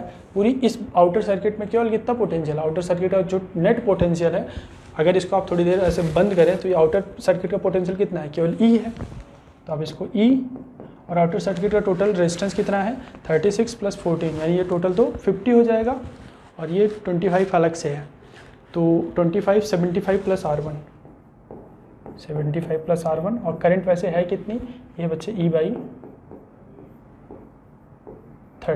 ठीक है यार। एक मिनट फिर से चेक कर लें एक चीज़। आई होप यहाँ तक सारा कुछ आपका क्लियर होगा। ये 25-75 हुआ, ठीक यार। एक चीज़ और यहाँ से आप शायद एक चीज़ कर रहे हैं, ये हम बच्चे जो E/0 लिखे हैं, हम इसके और इसके बीच देख रहे हैं, तो इसका तो E0/2 है ना, E0/2 - 0 होगा, ये E0/2 - 0। इसको थोड़ा सा आप करेक्ट कर लें। ये जो करंट मैंने लिखा है, ये मैंने इस पॉइंट और इस पॉइंट के बीच लिखा है, तो इसका पोटेंशियल E0/2 है, इसका 0 है, तो E0/2 - 0, रेजिस्टेंस टोटल कितना पड़ा था 39, तो ये बेसिकली हो जाएगा E/39 × 2, तो 78 होगा, ये हुआ, तो E/78 हो जाएगा, ठीक है। अब अगर ये करंट पहले की थी और बाद से जो करंट निकाली हमने, पूरी सर्किट में केवल एक ही पोटेंशियल है, ये आउटर सर्किट वाले की बात करें, और किसी एक पॉइंट से आप यहाँ से स्टार्ट करेंगे और ऐसे ऐसे करते हुए चले जाएंगे, तो भी आपको यही मिलना है, ठीक है, यही वाली इक्वेशन मिलेगी। तो यहाँ से करंट सेम है, तो E से E कटा, और R1 + 75 विल बी 78, तो R1 की वैल्यू क्या हो जाएगी 3 Ω, ठीक है, R1 की वैल्यू 3 Ω हो गई, तो 3 विल बी करेक्ट आंसर, ठीक है, इसको आप नोट कर लें। The distance between two stars of masses 3m and 6m is 9r। तो बच्चे इसमें देखें सिंपल सा है, दो स्टार हैं, एक का मास 3m है और एक का मास है आपका 6ms 3ms। अच्छा, टू स्टार सिस्टम जो होते हैं ना बच्चे, उनके बीच का जो ग्रेविटेशनल फोर्स होता है वो प्रोवाइड करता है सेंट्रीपिटल फोर्स, और वो अपने सेंटर ऑफ मास के अराउंड क्या करते हैं, सर्कुलर मोशन करते हैं, ठीक है। तो r is the mean distance between centre of earth and sun. तो एक तरफ यहाँ अर्थ भी बना लें और ये सन हुआ, ये अर्थ है और ये आपका सन हुआ, ठीक है। ms is the mass of sun, इसका मास सन है और इसका अर्थ मान लें me समथिंग, इनके बीच की जो डिस्टेंस है दैट इज़ r, ठीक। तो ऐसे दो कंडीशन इन्होंने बताई है। Two star orbit around their common centre of mass, तो इनका अगर सेंटर ऑफ मास यहाँ कहीं पर होगा, चूँकि हमें पता है 3m और 6m है ना, तो ये इनका जो सेंटर ऑफ मास होता है ना बच्चों, हमेशा जो हैवी वाला रहता है उसके पास रहता है, तो ये हैवी वाला हुआ। अब इनका अगर मास का रेशियो देखूं तो मास का रेशियो आपका 2:1, यानी ये 2 होगा, ये 1 होगा, ठीक है, ये इसके पास होगा, और रेशियो में कितना होगा 2:1। टोटल डिस्टेंस अगर 9r है, टोटल डिस्टेंस अगर 9r है, तो 2 1 3 = 9r, यानी 3 = 9r, यानी 1 = 3r, तो 1 = 3r डिस्टेंस ये होगी आपकी, और बची हुई डिस्टेंस ये हो जाएगी 6r। तो बेसिकली ये डिस्टेंस 6r हुई और ये 3r, और टोटल 9r हो जाएगी, और ये इनका सेंटर ऑफ मास है, कॉमन सेंटर ऑफ मास, और इसी के अराउंड ये क्या करेंगे, रिवॉल्व करेंगे। आपसे टाइम पीरियड दिया है कि अगर इसका टाइम पीरियड t है, ठीक है, two star orbit around there common centre of mass in circular orbit with time period nt, ये nt के साथ इनका जो टाइम पीरियड है वो nt है, और इसका टाइम पीरियड है t, तो n की वैल्यू आपको बतानी है। तो अगर हम टाइम पीरियड की बात करें तो ओमेगा निकालेंगे तो चलेगा। तो इनके बीच का जो सेंट्रीपिटल फोर्स होता है वो कहाँ से आता है, ग्रेविटेशनल फोर्स है, ग्रेविटेशनल फोर्स होगा G 3m 6m, यानी 6ms × 3ms अपॉन 9r का square. This will provide sufficient centripetal force. किसकी बात कर रहे हैं, किसी एक की बात कर लें, इसकी बात कर लें, तो ये इसका मास है 6ms, r रेडियस कितनी है इसकी, ये सेंटर ऑफ मास के राउंड करेगा कितनी रेडियस में, 3r रेडियस में, तो 3r हो गया, और ये इनका ओमेगा 1, इनका ओमेगा 1 मान रहा हूँ, ठीक है, तो ओमेगा 1 स्क्वायर हो गया। तो यहाँ से देखें तो ये ms ये इससे आई थिंक कट जाएगा, ठीक है, ms तो नहीं कटेगा, मतलब केवल 3 कटेगा, 3 और ये कट गया, यहाँ ms तो एक बचेगा ही, ठीक है। और क्या क्या कट सकता है, तो यहाँ से अगर ओमेगा 1 स्क्वायर की बात करें तो ये हो जाएगा Gms, एक ms से एक ms कटा, एक ms बचेगा, और ये नीचे आएगा तो 81r1³ हो जाएगा, r स्क्वायर यहाँ से एक r और लाया तो r³ हो गया, ये ओमेगा 1 स्क्वायर हो गया Gms अपॉन दिस। इसकी अगर हम बात करें तो इनके बीच का जो फोर्स होता है वही तो प्रोवाइड कराता है सेंट्रीपिटल। इसको ये जो अर्थ होती है बच्ची, सन के अराउंड रिवॉल्व करती है, सन के अराउंड क्या करती है, रिवॉल्व करती है। सेंट्रीपिटल कौन फोर्स प्रोवाइड करता है? इनके बीच का ग्रेविटेशनल फोर्स। तो ग्रेविटेशनल फोर्स है G M S into M E upon R square, ये सेंट्रीपिटल फोर्स हो गया यानी ग्रेविटेशनल फोर्स, और क्या हो जाएगा एम आर ओमेगा स्क्वायर, यानी एम ई कितने रेडियस में रिवॉल्व करता है? ये आर रेडियस में रिवॉल्व करता है, तो एम आर ओमेगा 2 स्क्वायर हुआ, एम ई से एम ई कटा, और ये हो जाएगा G M S upon R cube is equal to omega 2 square. ठीक है, ओमेगा 1 स्क्वायर ये है, ओमेगा 2 स्क्वायर ये है, तो अगर omega 1 square is equal to ये G M S upon R cube, G M S upon R cube कितना है? ओमेगा 2 स्क्वायर, तो ये हो जाएगा ओमेगा 2 का स्क्वायर अपॉन 81। ठीक है, तो यहाँ से ओमेगा 1 बाई ओमेगा 2 कितना हो जाएगा? 1/9, 1/81, तो ये बेसिकली हो जाएगा ओमेगा 1 बाई ओमेगा 2 1/9, या फिर T1/T2 करेंगे अगर आप तो 2 पाई टी होता है, तो ये 9 हो जाएगा। ठीक है, T1 वैसे किसका केस था? T1 ये फर्स्ट वाला माना है मैंने, ओमेगा 1 इसी को तो माना था, ओमेगा 1 इसी के लिए तो कैलकुलेट किया था, तो T1 बेसिकली इसका है, T2 इस वाले का है, और T2 इन्होंने दिया है, T is the time period of earth revolution around the sun. तो जो अर्थ है वो जब सन के अराउंड रिवॉल्व करता है तो उसको इन्होंने T दिया है, तो यहाँ से अगर T2 की वैल्यू T है तो T1 की वैल्यू क्या हो जाएगी? 9T, और इन्होंने इसको NT दिया है, तो N की वैल्यू क्या हो गई? 9। ठीक है, आप इसको नोट कर लें, सिंपल सा क्वेश्चन था, नोट डाउन। ये बच्चे इसमें दिया है, in a photo emission experiment maximum kinetic energy of photo electrons of a metal PQR are EPQ। ठीक है, ये बेसिकली काइनेटिक एनर्जी है। कब? अगर फोटो इमिशन एक्सपेरिमेंट में करता हूँ तो फिर दिया है EP, EQ और ER में रिलेशन दिया है, उनकी काइनेटिक एनर्जी में जो फोटो इलेक्ट्रॉन निकलते हैं उनकी काइनेटिक एनर्जी में रिलेशन दिया है। In this experiment same source of monochromatic light is used for the metal P and Q। तो एक मेटल सपोज करें ये P है, ये Q है और एक R है। ठीक है, इन पर जो लाइट फॉल कर रही है और इन पे जो लाइट फॉल कर रही है उसका आप मान लें कि जो एनर्जी है वो सेम दी है इन्होंने, मान लें E1। ठीक है, और इसमें मतलब सेम एनर्जी का फोटोन फॉल कर रहा है। Monochromatic light use for metal P and Q, ये P, ये Q और ये R। But different source of monochromatic light is used for metal R। The work function of for metal PQR are 4 electron volt. ठीक है, 4 electron volt इसका जो work function है वो दिया है 4, इसका वर्क फंक्शन इन्होंने दिया है बच्चे 4.5 इलेक्ट्रॉन वोल्ट, और इसका जो वर्क फंक्शन दिया है इन्होंने वो दिया है 5.5 इलेक्ट्रॉन वोल्ट। ठीक है, इसमें जो फोटोन फॉल कर रहा है ये थोड़ी सी अलग एनर्जी का है, क्योंकि दिया है कि the same use metal P and Q while different source for the metal R। Metal R के लिए डिफरेंट सोर्स यूज कर रहे हैं। ये बेसिकली फोटोन है, जो एनर्जी दिखाया है E1 E2 ये बेसिकली फोटोन की एनर्जी है। वर्क फंक्शन भी इनका अलग अलग दिया है। अब इस केस की अगर काइनेटिक एनर्जी निकालो फर्स्ट वाले केस की, तो EP is the basically kinetic energy. और आपको पता है ना कि जब हम एनर्जी से गिराते थे तो एक होता था, क्या होता था, जब भी आप किसी पर फोटोन पर फॉल कराते हो तो क्या होता है, hν एनर्जी का फोटोन फॉल कराते थे, वर्क फंक्शन और वो काइनेटिक एनर्जी में यूज होती थी, ये आपको याद होगा। तो यहाँ हम पहले वाले केस की अगर बात करें तो E1 एनर्जी का फोटोन गिराया, 4 वर्क फंक्शन कितना है 4 प्लस काइनेटिक एनर्जी इसकी कितनी दी है EP, तो EP लिख लें।